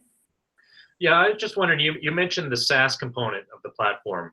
Could you expand a little bit about how you're planning to actually organize this from a sales perspective? Yeah, so it's a good question. So monthly SaaS subscription, imagine doing what normally we'd only do with these big, heavy GIS platforms for operational intelligence. Now you can subscribe, say, I'm interested in this particular area of the Earth, could be my city, my province, my mining region, my exploration area. And basically, we bring in the imagery, do all the adjudication at the back end, fuse in the 3D, create the platform, and then you have your OI in front of you, as opposed to doing it in the old way where everybody's got to have engineers at the back end. So think of the iPhone for what we did for music and phones and browsing. This is what we're trying to do for the GIS type platform. Fantastic. Thank you to our judges for those great questions. And thank you, Norm, for a fantastic second pitch. So we're going to kick things off with startup pitcher number 3, Shivani's Kitchen. So I'm going to give you a quick countdown, Shivani, and we will be good to go. So you're ready to start your 90-second pitch in 3, 2, 1. Start the clock. Hello, I'm Shivani Thameta, owner of Shivani's Kitchen from Halifax. We are producer of premium spice blends and authentic sauces. Now, what do you mean by spice blends? Let me take an example of curry. Most of you think curry is a spice which is grown on some plant. Nope. It's actually turmeric, red chilies, coriander, and a lot of whole spices mixed together. That's what exactly I do. And I've seen my mom making these blends herself. She didn't used to trust outside stuff. The reason is that she always used to say to me that they add fillers. So we brought a spice blends without fillers. No salt, no fillers, no gluten. The spice trade began almost in 17th century when people used to travel on boats, travel across their borders. But the times have changed, or should I say the spice trade changed the world. Currently, our most potential market is Germany, US, and UK. We have invested $150,000 in this project just to make a CFIA inspected kitchen so that we can export. Now I need your money so that I can build a strong e-commerce solution. So right now we have a team of 6, including Jason, who has 20 years of experience in sales, Lana, 15 years of experience in PR building, Abhishek, 15 years of experience in IT, me, who has a vision beyond, and how can I forget my mom, Rani, who is the reason behind the success of these recipes. So all I ask you to select me as your winner so that I can make these spices to next level. Thank you. Fantastic. Thank you, Shivani. Well done. Well done, pitchers, on staying within the 90-second time, because I know that can be incredibly challenging. So well done. Ed, over to you for the first question. Thank you very much. Great presentation. I'd love to hear a little bit more about your market penetration, how you expect to get this out into the marketplace. Currently, our biggest customer is Sobeys. So last year, we got into Sobeys into HRM. And then this year, June, we got a great news that we can go all across Maritimes. But we didn't want to stop there. And we want to go all across Canada and looking at how, like even today's UPS, how they suggested, like courier services might be cheaper to go to US rather than going to the West. So that's where we thought, okay, now we have to travel US. And we have been meeting so many people, and we realized that Europe is a great market for our products. So we have plans. Excellent. Thank you. Fantastic. Great answer, Shivani. Alia, over to you. Thanks, Shivani. Great presentation. I'm just wondering, what are your profit margins on your spice products? I have to be honest. we have a good margin. We have almost 50% margin. Oh, that's great. Thanks. Fantastic. Not a bad thing, Shivani. Over to James. Any thoughts to share with Shivani? Yeah, you made me hungry, but me too. Can you describe maybe in a couple of sentences just your product roadmap? Like where do you plan to take this? Roadmap? Okay. With e-commerce solution, I can go anywhere. I just need a good SEO person to expand me towards all over US, all over Europe. And I need those beautiful technology experts who can help me.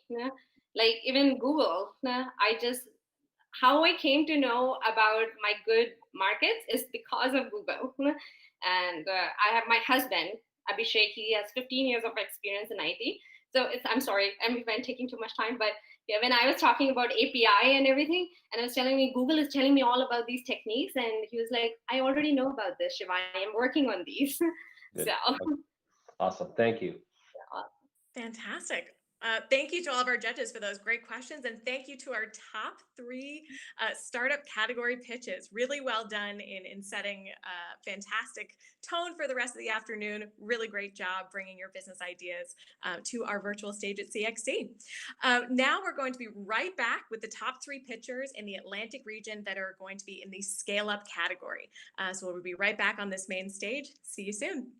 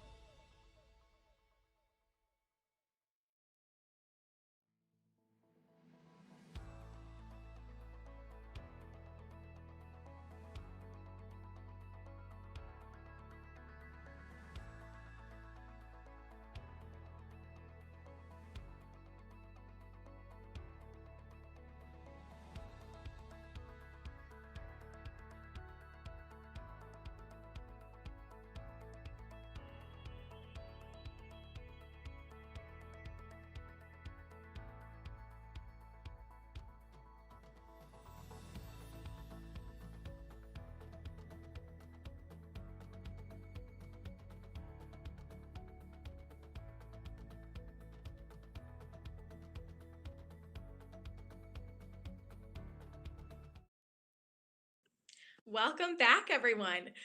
We are so excited to hear our next round of pitches in the scale-up category. A reminder that our scale-up pitchers are competing to win the grand prize of $25,000 during our grand finale, so the stakes are high.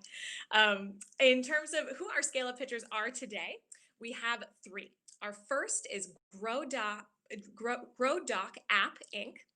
Our second pitcher is Parados Cerebral Solutions.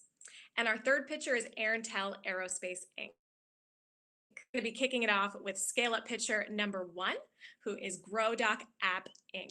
So essentially, I'm going to count you down, 3, 2, 1, and we'll begin your 90-second pitch. Is everybody ready? Wonderful. All right, let's get started in 3, 2, 1. Apologies, actually. We're going to wait a quick moment just to get everything organized. We'll give you a few extra seconds to prep. The joys of live pitch competitions. We'll just wait another couple of seconds. Okay, all right. So we're just creating more buzz, more energy. The drum roll is starting. So I'm going to count you down in 3, 2, 1. The countdown's on. Hello, everyone. My name is Daniel Lorette, and I'm the founder of GrowDoc. And what we've been seeing is over 2,000 monthly requests where people are posting images of their unhealthy cannabis plants on groups like Facebook, Reddit, and other grow forums. And unfortunately, they've been getting more than one remedy for their problem. So what we've done is we've created a cannabis disease recognition mobile app that will be able to help them identify their sick cannabis plant. So how does it work? Well, they simply need to take a picture of their sick cannabis plant with our mobile app. The AI will be able to identify the problem and give them a remedy, because it's hard to remember 50 different cannabis plants and their remedies. And our business model is very straightforward. We have a free version that allows them to scan for free. However, it has advertisement and wait times. And we have a premium version which has no wait times and no ads and includes extra features. What's our unfair advantage in the market? Well, we've partnered up with multiple institutions to conduct laboratory testing of nutrient deficiencies. And these include nitrogen, potassium, phosphorus, and all others. Our timeline so far, we've started in 2020, and we've been able to win the Coupe de Startup competition. We'll be pitching again in November. We were one of 8 companies accepted for funded travel to Tel Aviv by the Canadian Technology Accelerator, and we were accepted by the Propel Accelerator. And right now we've been focusing on building the product and on our social media. We've got key advisors in the cannabis industry with more than 20 years of experience, and we've got Lawrence Taylor, which has more than 20 years of experience in imagery. Fantastic. Thank you, Daniel. Squeezed in right into those 90 seconds. Over to the judges for some feedback. Alia, why don't we begin with you? Sure, thank you. Thanks for the presentation, Daniel. Can you tell us more about your target market? Who is the user for this product? Yeah, our target market is men from the age of 20 to 34 that are spending approximately $100 more on their grow setup, and that they could be located worldwide. Fantastic. Thank you. Thanks, Alia. James, over to you. What's your product roadmap, Daniel? That's a question number one. And then number two, what's the total addressable market that you're trying to go after here? Our product roadmap right now, we've got our second version of our beta launch, which includes 10 cannabis plant problems. Right now, we're waiting on the laboratory testing. Unfortunately, we've had so much, we started this back in February, and COVID delayed us so far that they're just going to start. Maybe there's one starting up in the next month, and the other university is going to start up in January of 2021. So we need those are key data for us to be able to have the app work at 100%. So that's what we're looking at for the product roadmap. And for the total addressable market, these are figures that are a bit difficult for us to calculate because nobody knows. There's a lot of growers in the legal countries or where it's decriminalized. So we were just doing estimates from users online in the communities, and we've calculated about $56 million at this moment.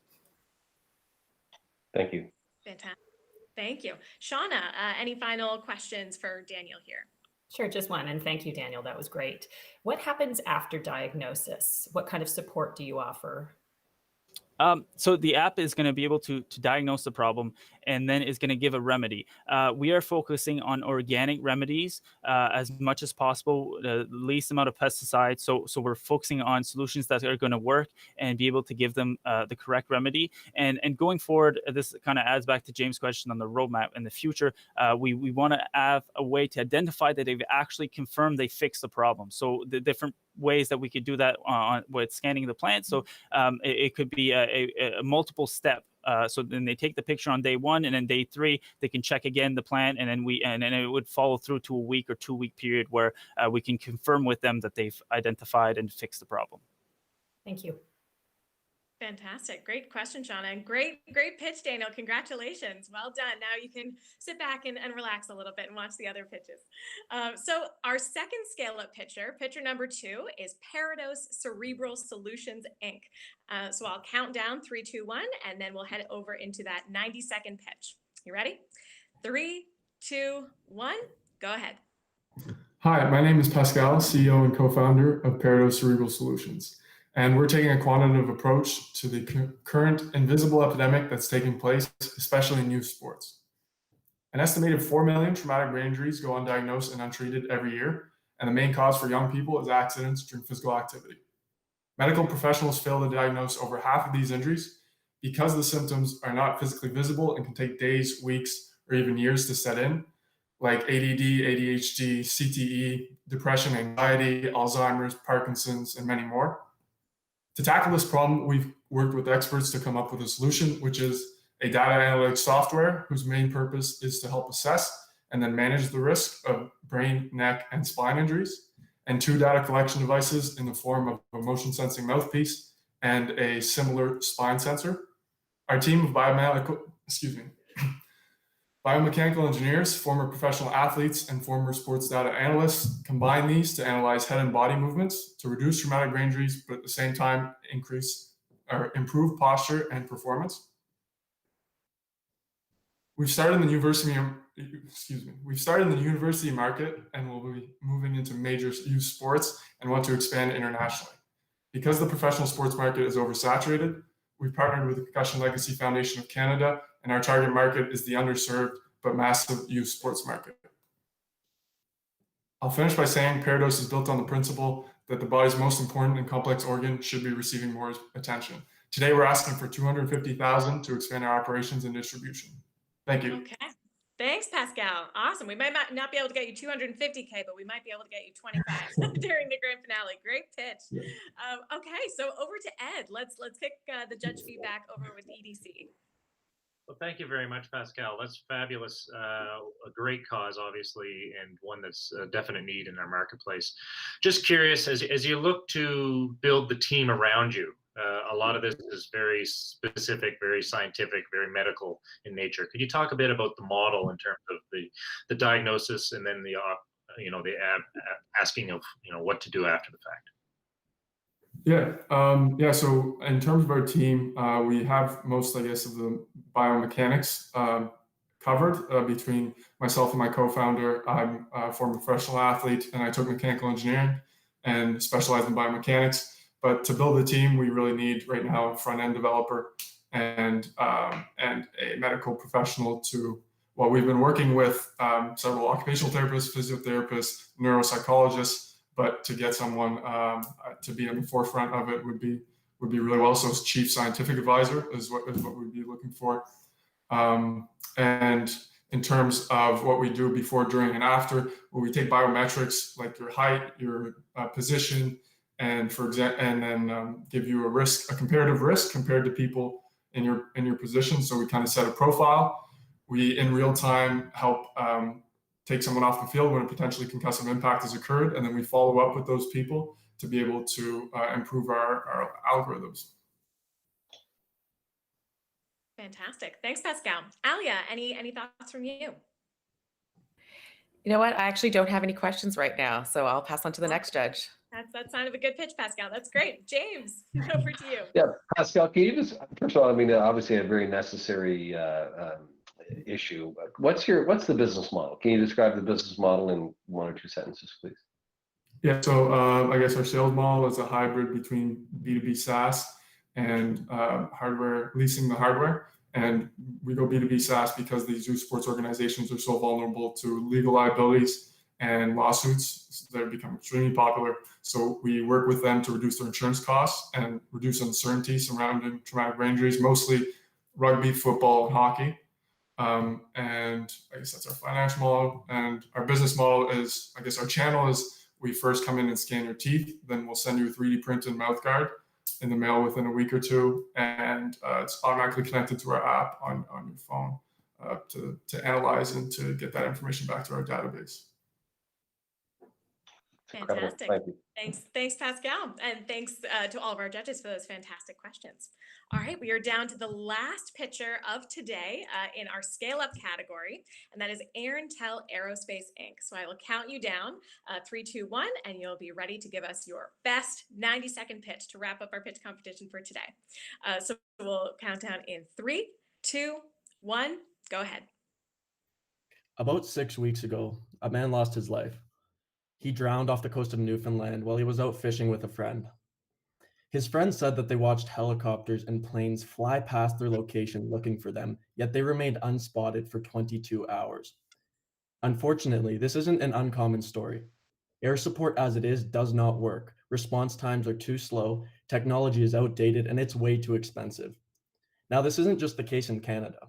Air support in every country employs these same dated and inefficient strategies. This is where Arantel steps in. Fixed-wing UAVs launch and land from portable bases. They scan the area beneath them and drop emergency supplies with full autonomy. Our AI technology allows us to find missing people faster, more reliably, and at a fraction of the cost. Our competitors sell UAVs as products. We provide the entire service. This means we take care of setup and maintenance, we eliminate the need to train existing staff, and we take manual flying out of the picture. We are the only system that drops life-saving emergency supplies on the spot. Our team experience in search and rescue and scaling high-growth companies allows us to deliver this product efficiently to our target market of search and rescue. We have raised $100,000, received 3 government LOIs, and begin beta testing with the Canadian Coast Guard in 3 months. Expanding to other industries such as forest fire monitoring will simply require an over-the-air software update. Thank you. Fantastic. Wow. I mean, I'm biased, but I'm inspired by all of these pitches. Well done. So let's kick things off with feedback from Shauna. Over to you. Well done, and thank you, Mateus. A question for you around how you would do the search and locate, just from specifically how it works. Are you linking into cell services? And whatever the answer is, how does that specifically work? And do you have partnerships existing already? Okay, yeah. So drones are in boxes essentially, and they're dropped in place, and they go out and so search and rescue teams download an app. They tap where they want to begin the search, and then those drones fly to that location. They scan the ground using thermal vision, night vision, and computer vision. So they're using AI to classify and recognize missing people. And sorry, what was the last part of your question there? I was just trying to understand, if you need partnerships to be able to get that data, do those partnerships exist already, whether they were with cell companies or whatever it might be? Okay, so yeah, we've got letters of intent signed from the Vancouver Police Department, from Royal Canadian Marine Search and Rescue, and we're working right now with the Canadian Coast Guard. We're in contact every day with their headquarters in Ottawa, and so we're raising $250,000 right now to bring this entire system ready for commercialization. Thank you. Fantastic. Over to EDC with Ed. Thank you very much. That was an amazing presentation. Can you tell me a little bit about the ability to go global, how you'd scale this up? You talked a few big contracts, but can it be scaled to a much broader target market? So initially with just, if we're just talking about search and rescue, which is as I said, our initial target market, how we've just got an advisor on board who's closed some of the biggest deals between private and government sectors in Canadian history. He pretty much says that it's a snowballing effect with government organizations. So once we have this Canadian Coast Guard on, and once we're sort of a reputable customer, they're positive. They're a very close-knit circle in Canada, all search and rescue organizations. And the US actually works with Canadian Air Support as well. So we're expanding to the US right after. And yeah, that's how we're planning to expand there. And it's close knit globally. This search and rescue, these search and rescue organizations. Outstanding. Thank you. Wonderful. James, any final question to wrap up our pitch competition for the day? Yeah. So Matthias, I mean, first of all, I come from Newfoundland, so it kind of hits home. But what exactly are you supplying the UAV as well to the Coast Guard? Is that part of your offering? Is your offering software, the software component thereof? Yeah, it's just the software component with the mission critical intelligence that they receive through our app. We operate, we maintain, and we develop all of the UAVs in the entire system. Thank you. Wonderful. Well, that wraps up our rapid fire pitch competition between our startups and our scale ups. Congratulations to all of the entrepreneurs who really put themselves out there today, pitching to our panel of judges and to our wonderful audience tuning in. Would love a round of applause virtually if you can share some appreciation to these great pitchers and to our judges for today. Shout out on Twitter, on Facebook, on LinkedIn, and make sure that they know how you think they did on their pitches, which was fantastic. Congratulations, everyone. So next up, our judges are going to go into a virtual backstage to discuss all 6 pitches and identify the top startup and top scale up who will be winning the regional prizes, $2,500 for the startup category and $5,000 for the scale up category that they will win today. Then those finalists will proceed on to our grand finale on October 20th to win those grand prizes. We're going to be back shortly with the final results. And we will have a very special guest making that announcement. But I will send it back over to Catherine for our last panel of the day. Catherine, over to you.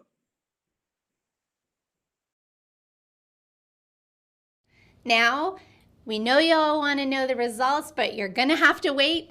The judges' scores will be tallied, and the winner of the 3rd annual Canadian Export Challenge pitch competition will be announced after our last panel. Today, entrepreneurs are building global businesses from the onset, leveraging the global marketplace for foreign investment, access to talent, new market expansion, and leveraging collaborative partnerships to innovate and grow. Our second panel is composed of leading entrepreneurs who bring unique global perspectives and who want to help you scale your business by sharing their own experiences. Please join me in welcoming our moderator, Melanie Carter, Knowledge Partnership Lead at Export Development Canada. Melanie is EDC's Knowledge Business Team Partnership Lead, where she helps develop and deliver an expanded solution suite that goes beyond financial products. Tarek Haddad, founder and CEO of Peace by Chocolate, was a Syrian refugee and is now living his new life with his entrepreneurial family in Canada's East Coast. He is the founder and CEO of Peace by Chocolate. He is the recipient of Startup Canada's National Newcomer Entrepreneur Award, named one of the top 25 immigrants in the Maritimes, and selected by Google as the National Hero Case for 2018. Rivers Corbett is the founder and CEO of the Chef Group. He is a serial entrepreneur, a TEDx speaker, a founding director of Startup Canada, and the first entrepreneur in residence hired by a government in Canada. In 2000, he founded the Chef Group, the planet's premier chef talent agency, of which he is now CEO, and Rivers adamantly believes that entrepreneurs will save the world. Nana Boateng Osei is the co-founder and CEO of Boateng Inc. Inspired by the beauty of the landscapes found in Ghana, Nana began a project to combine a love of nature, of style, and of Africa into an eyewear company called Boateng Eyewear. Growing up as a third culture kid, he saw firsthand the impact of culture and travel on how we relate to each other. It's no surprise that Boateng in many ways represents contrasting identities, shifting cultural paradigms, and challenging the status quo. Boateng asks a fundamental question. What if world-class, sustainable, and stylish eyewear was made in Africa? Ariel Goff is the co-founder of Bailey Cosmetics, Inc. She is a social entrepreneur, a policy advisor, and a TEDx speaker. And again, as the co-founder of Bailey Cosmetics Inc., which is a Halifax-based fragrance company, she supports girls' education in Uganda. She's also been featured in Elle Canada, Flair, Refinery 29, and Yahoo Style. She was awarded the Canny Youth Impact Icon Award by the Innovators and Entrepreneurs Foundation. She is a recipient of the Premier of Nova Scotia's Power of Positive Change Award, and she was selected to participate in a Junior Team Canada mission to the Arctic to engage Inuit youth on some of the North's most pressing issues. That is quite a panel, and I'm going to hand it over to you now, Melanie. That's great. Thank you so much, Catherine. I'm so pleased to be sitting here and having the opportunity to chat with these four panelists. So we'll get right into it. And Rivers, if you don't mind, we'll start with you.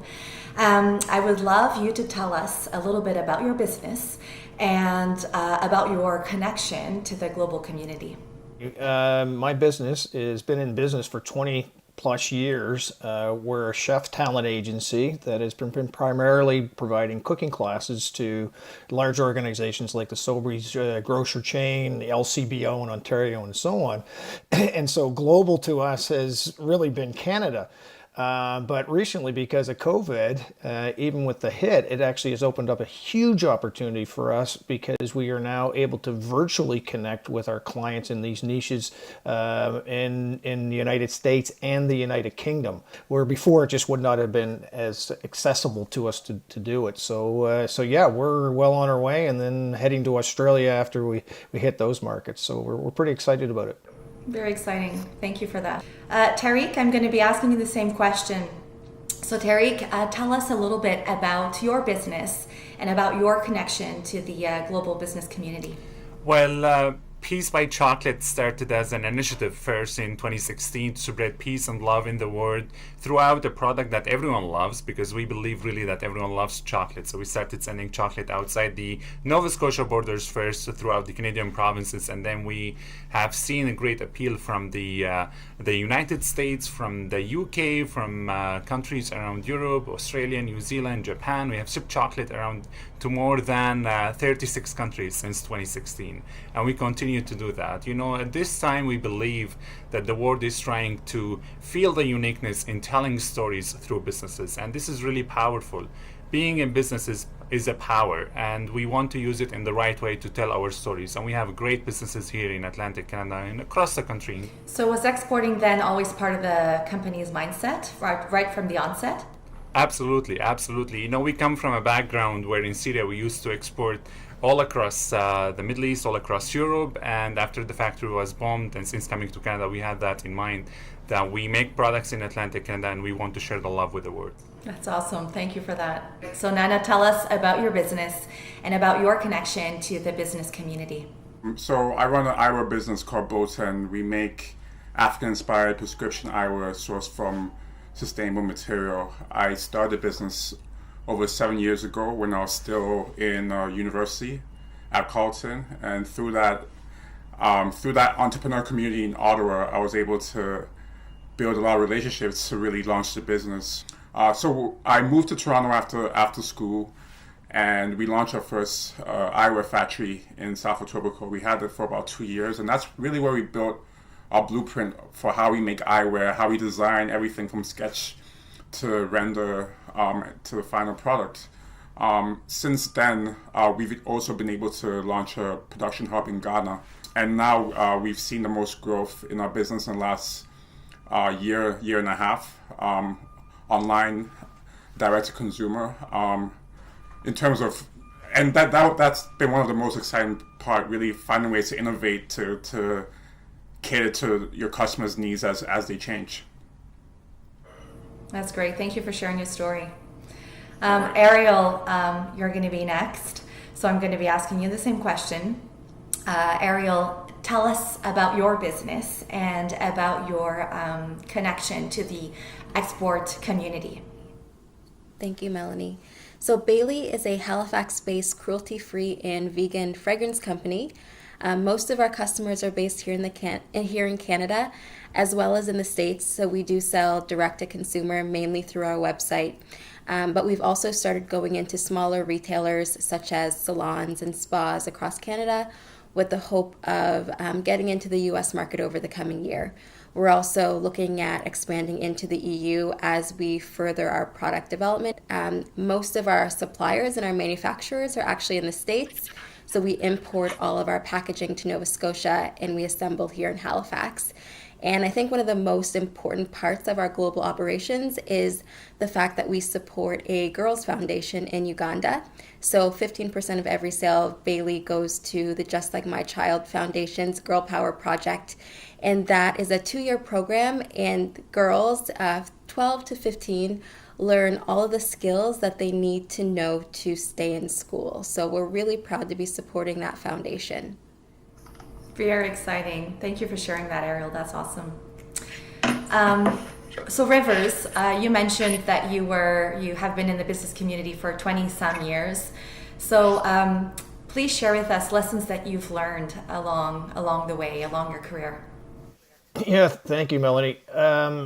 One of the things that I've been consistent with is the word zag, and I believe in order to be successful in business, this isn't about being part of the pack. This is about being different. The other thing is that I really subscribe to the notion that leading the team is like being on a part of a bicycle wheel. And for all of us that had bikes as kids, spokes break. Doesn't matter what spoke breaks, they're all equally as important as the other one. Business is a team sport. We all know most of us know who shot the puck in the net to win the Vancouver Winter Ice Olympics. But not many people remember the person that passed the puck to Sidney Crosby. But that person, if they didn't pass the puck, there wouldn't have been a gold medal. So those are a couple of lessons along the way amongst many others, but those are some highlights. For sure. So Nana, tell us a little bit about the most significant challenge that you had to navigate through the operations of your business. I think the biggest lesson that still applies till today is learning how to adapt. So, I mean, for us, that really meant just being able to build our own channels of distribution and not having to rely on so much retailers, or also, building your own customer experience outside of what would be standard, and that required us to constantly adapt to what the market needs were.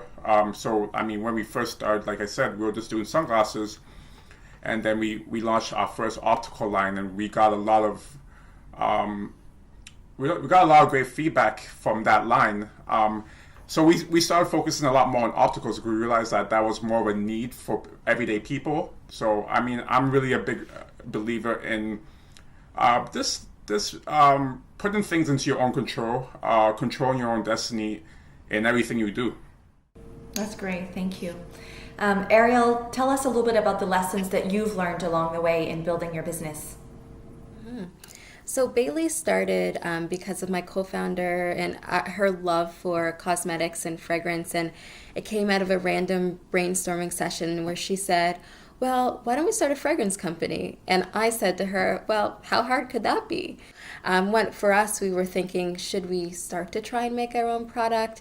Should we source globally from the outset? So for us, that was the most challenging part, is where do we start? But we learned that everything is figure-outable. That's what we remind ourselves all the time. Right. So how much research do you put in prior to taking action versus taking action and learning along the way? What has been your experience in that? That's a really great question, because I think often founders can get stuck in that research phase. It's like, okay, we can take 2 to 5 years to research this product. But for us, it was key to have people who already had that background in the industry. So we started on Google. We did our research for about, I'd say, a month. But then we really dove into finding those chemistry labs who already had that background knowledge and experience, and that sped up the process for us. So it's about doing your own research, yes, but there's a wealth of knowledge out there. That's great. Thank you. So Rivers, you talked about the new environment of COVID a little bit before. So maybe you want to, we want to, provide a little more details about that. So maybe you want to tell us a little bit how you've navigated the changing export environment when it relates to COVID. Yeah, well, I'm proud of my three colleagues here. They've done a much better job than I have of branding with what it is they're doing. So first of all, the new service that we've created is called Cheftorial.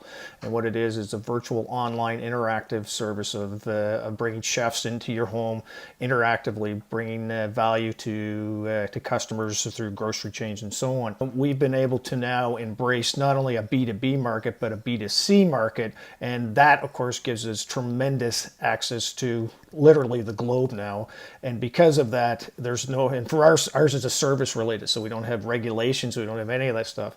So we're positive, we're excited, and we understand our niche, we understand where the opportunity is, and we're using online technology. And in my opinion, if companies are not embracing a virtual strategy in their business during COVID, they're going to die. Very true, very true. Tariq, what has been your experience in navigating the current changing environments associated to COVID-19? Well, it's been certainly a difficult time for all businesses in our area, in the country, and around the world. Everything has been going unexpectedly and side roads. But since the beginning of the pandemic, certainly our business had to shut down for a while until we figured out a way to do it safely. And then we realized that certainly adapting and coping with these challenges can lead to huge opportunities to growth in our business itself. We have two platforms. We have an online retail website, piecebychocolate.ca. We have a wholesale website for piecebychocolatevendor.ca.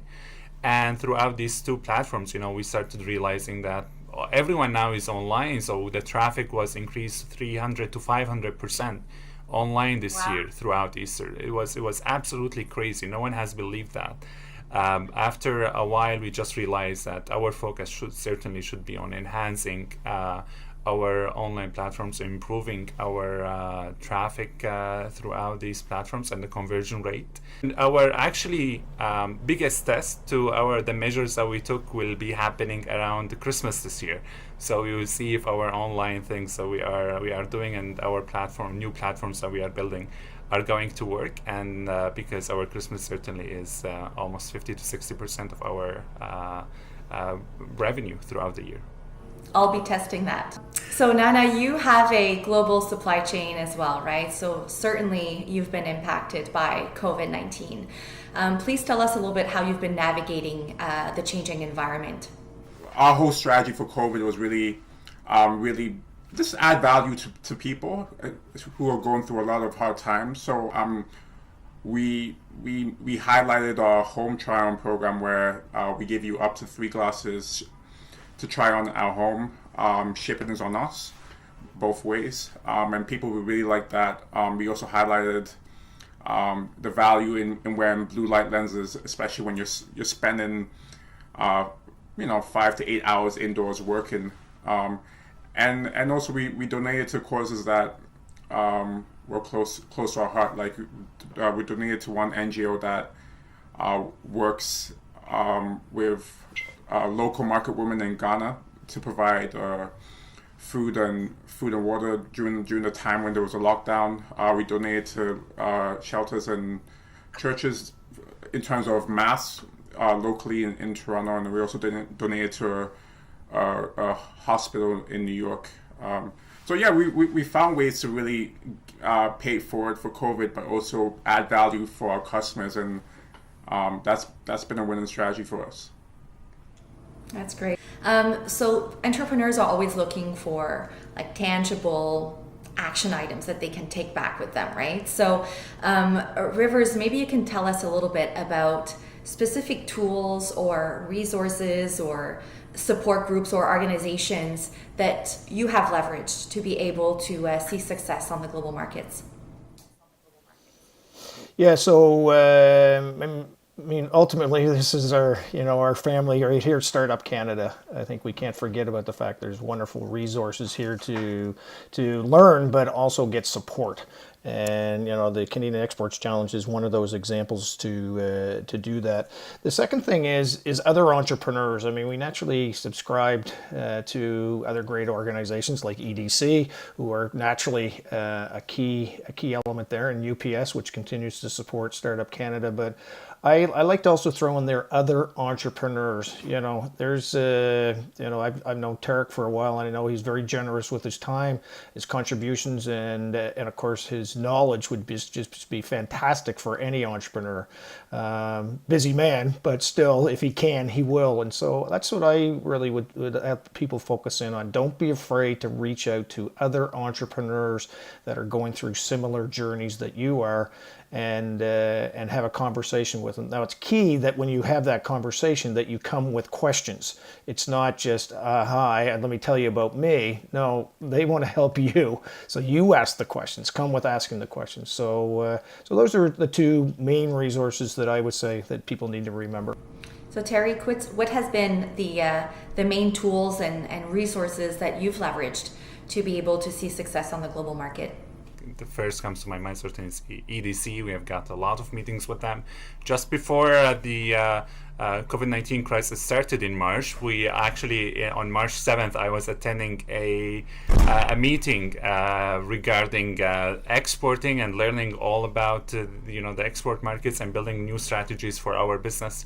So just things have been put on pause for now. Hopefully we will start resuming again in September, but I would certainly encourage every single entrepreneur to attend conferences and workshops. Even now, virtually online, there are a lot of chambers of commerces. The program that I was involved in was throughout NSBI and the Halifax Chamber of Commerce, and it was really significant. It added a lot of new insights to our business. For sure. So Nana, what are those tools and those resources that you've leveraged the most to be able to see success and grow internationally? When I was starting out, it was between the Call to Entrepreneurs program and also Invest Ottawa. That were my main resources, and I definitely learned a lot from them. I also had a mentor through Invest Ottawa who became a really good friend, and I mean, obviously, he had a lot of expertise in what I was looking for in terms of marketing.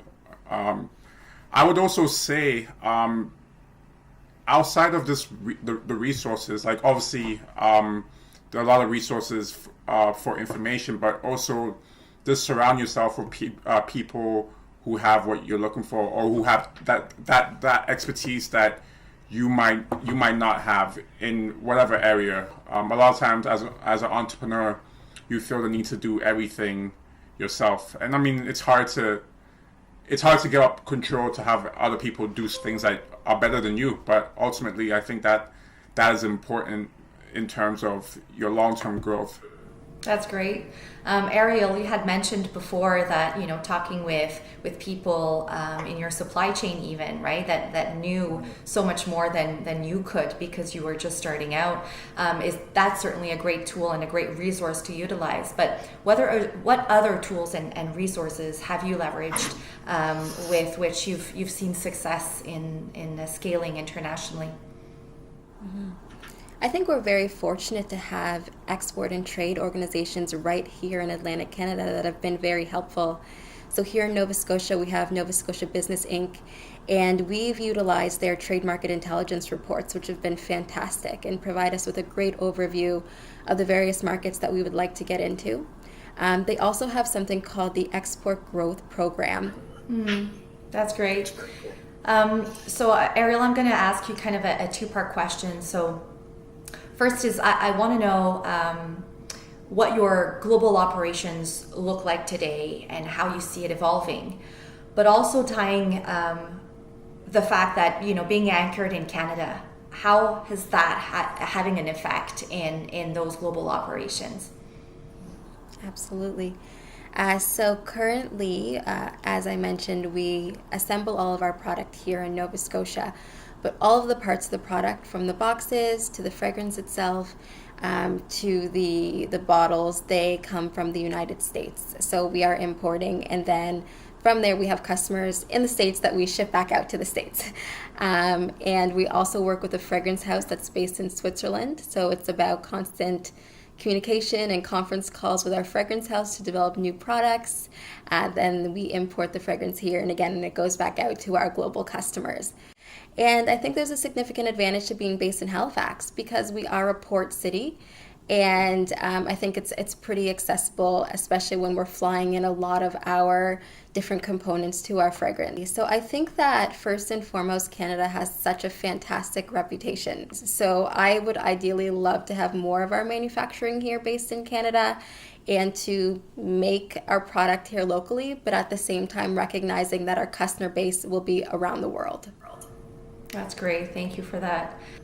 All right, so Nana, please tell us a little bit more about what your global operations look like today and how you see it evolving down in the future.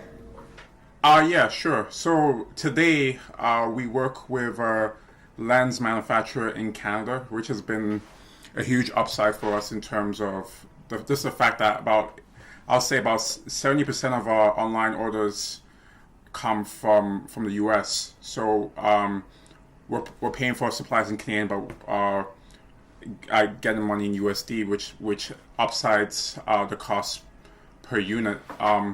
We also work with a Japanese manufacturer closely with our production hub in Ghana to produce all our frames.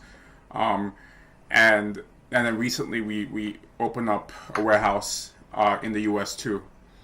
So I think overall just us having the warehouse now and also having this partnership with DHL and UPS as well, it's really helped us grow our operation to the next stage.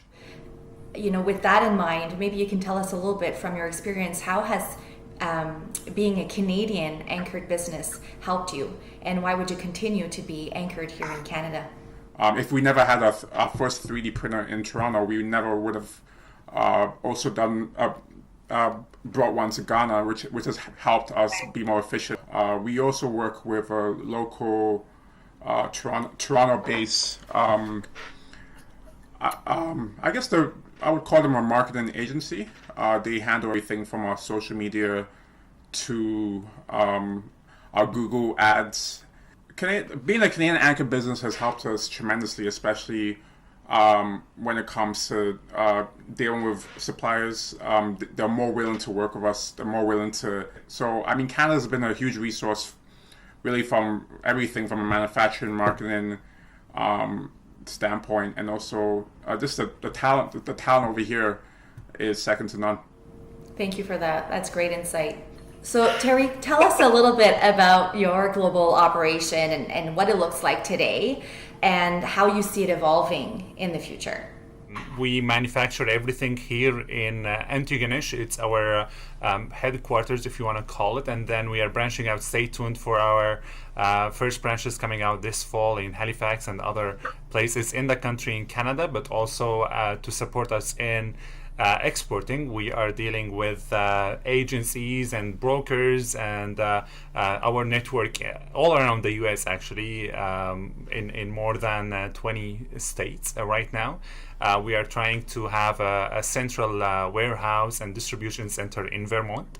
Dealing with FDA throughout their new regulations, it's been a really difficult process. Yeah, for sure. And in your experience, how has being a Canadian anchored business helped your company? Canada for me is my home by choice. I was born in Syria. It's my home by birth, but Canada is my home by choice. And when we came here in 2016, we had been really grateful for the opportunity to come here and to restart our business again after losing everything to the war in Syria. So this country means everything to me right now, and I'm really proud to be Canadian because it represents great values of freedom, of human rights, of dignity, supporting others in need around the world. And so that's really at the heart of what does a Canadian mean. And at the end of the day, being in Canada means that you have a great look to the entire world, where we have a positive relations with most countries. So there are no challenges in getting into export, for sure, if you are headquartered in Canada. Such beautiful words. Thank you for all that, Terry. Those are great remarks, and I completely agree with you. That's awesome. So in terms of a final piece of advice that you would like to give to entrepreneurs who are looking to pursue global expansion, what would you tell them? That no one can go back and start a new beginning, but everyone can start today and make a new ending. And that's really so relevant to the situation where most businesses are right now with the pandemic. So I really support the idea to continue seeking the advice from experts on export. There are many government agencies, provincially and federally, that this is their full-time job, is just to support private-owned businesses and organizations to get outside the border. That's great. Thank you for that. Rivers, what final piece of advice would you leave with entrepreneurs who are looking to pursue global markets? It really comes down to neighbors. All other countries are just other neighborhoods. And you have to look at where the opportunity is best for you, and then start to hang out in that neighborhood to best understand how to serve the customers in that neighborhood, just exactly like you would do in Canada. And I think if you take that mindset into the opportunity, then the world instantly becomes open to you versus a quote-unquote scary place. And Nana, what's the best piece of advice that you would like to leave with entrepreneurs who are pursuing global markets? I would definitely encourage people to start businesses fearlessly, and know that being an entrepreneur is about falling and standing right back up, and being better than you were before. Very true, and great advice indeed. Ariel, the last words will be with you. So what is the final piece of advice that you would like to leave with entrepreneurs who are looking to grow internationally? It's about being resilient, knowing that all the information is out there and there are people out there who are waiting for you to succeed, whether it's your customers or whether it's the global business community. We're all here to support you. Reach out if you need help, but just keep going because you can figure it out and you can do this. Thank you so much. So Rivers, Tariq, Ariel, and Nana, thank you so much for sharing your insights with Canada's entrepreneur community today. And on that, back to you, Catherine. It is now the moment we've all been waiting for. To announce our winners, we have a very special guest that many of you know from the hit show Dragon's Den. Michelle Romano is the co-founder and president of ClearBank. ClearBank has invested over $1 billion in over 2,600 e-commerce companies. Michelle started 5 companies before her 33rd birthday and exited 2 before her 30th. In 2015, Michelle became the youngest judge on CBC's Dragon's Den and has been a dragon for the last 5 seasons. Before I pass the stage over to Michelle, I want you to know that everyone here is a winner today. Today was a great opportunity to practice your virtual pitch, to gain foundational knowledge on going global, and to take your business to the next level. But now, over to you, Michelle. Hello, Canadian entrepreneurs and all of those watching. I'm honored to be here today to announce the winner of the Canadian Export Challenge for the Atlantic region. As a serial entrepreneur myself, I commend you all for pitching your ideas today, putting them out there, and I look forward to hearing your names in the future, representing Canada on the global stage. And now, presenting this year's winner for the Canadian Export Challenge for the Atlantic region.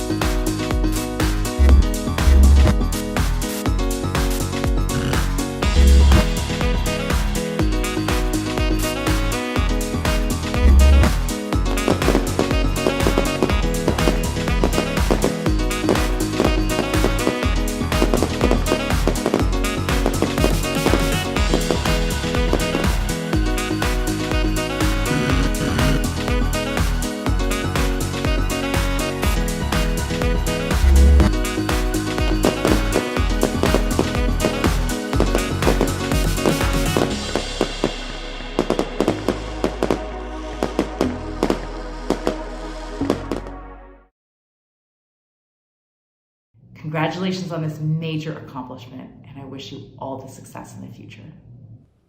A very special shout out for the Atlantic CXC Pitch Competition winners. Today we've covered inspiring panels, practical workshops, and a pitch competition. On behalf of Startup Canada, UPS, Export Development Canada, Trade Commissioner Service, Google, and all of our partners, thank you for taking the time to be a part of this great event. A big round of applause to all of today's speakers, judges, and pitch competition participants for making this happen. More than ever, it is crucial for each of us to rally together and champion entrepreneurs and businesses that are the backbone of our economy. Make sure you keep talking to our partners at UPS, EDC, TCS, Google, Scotiabank, MasterCard, CIPO, OSME, MyTax, and Innovation Canada to see how they can help take your company global. Don't miss the digital grand finale pitch competition on October 20th, where you'll watch 10 regional finalists compete to win $25,000 and up to $100,000 in support. Thank you so much for joining us today, and we hope you can join us again in October.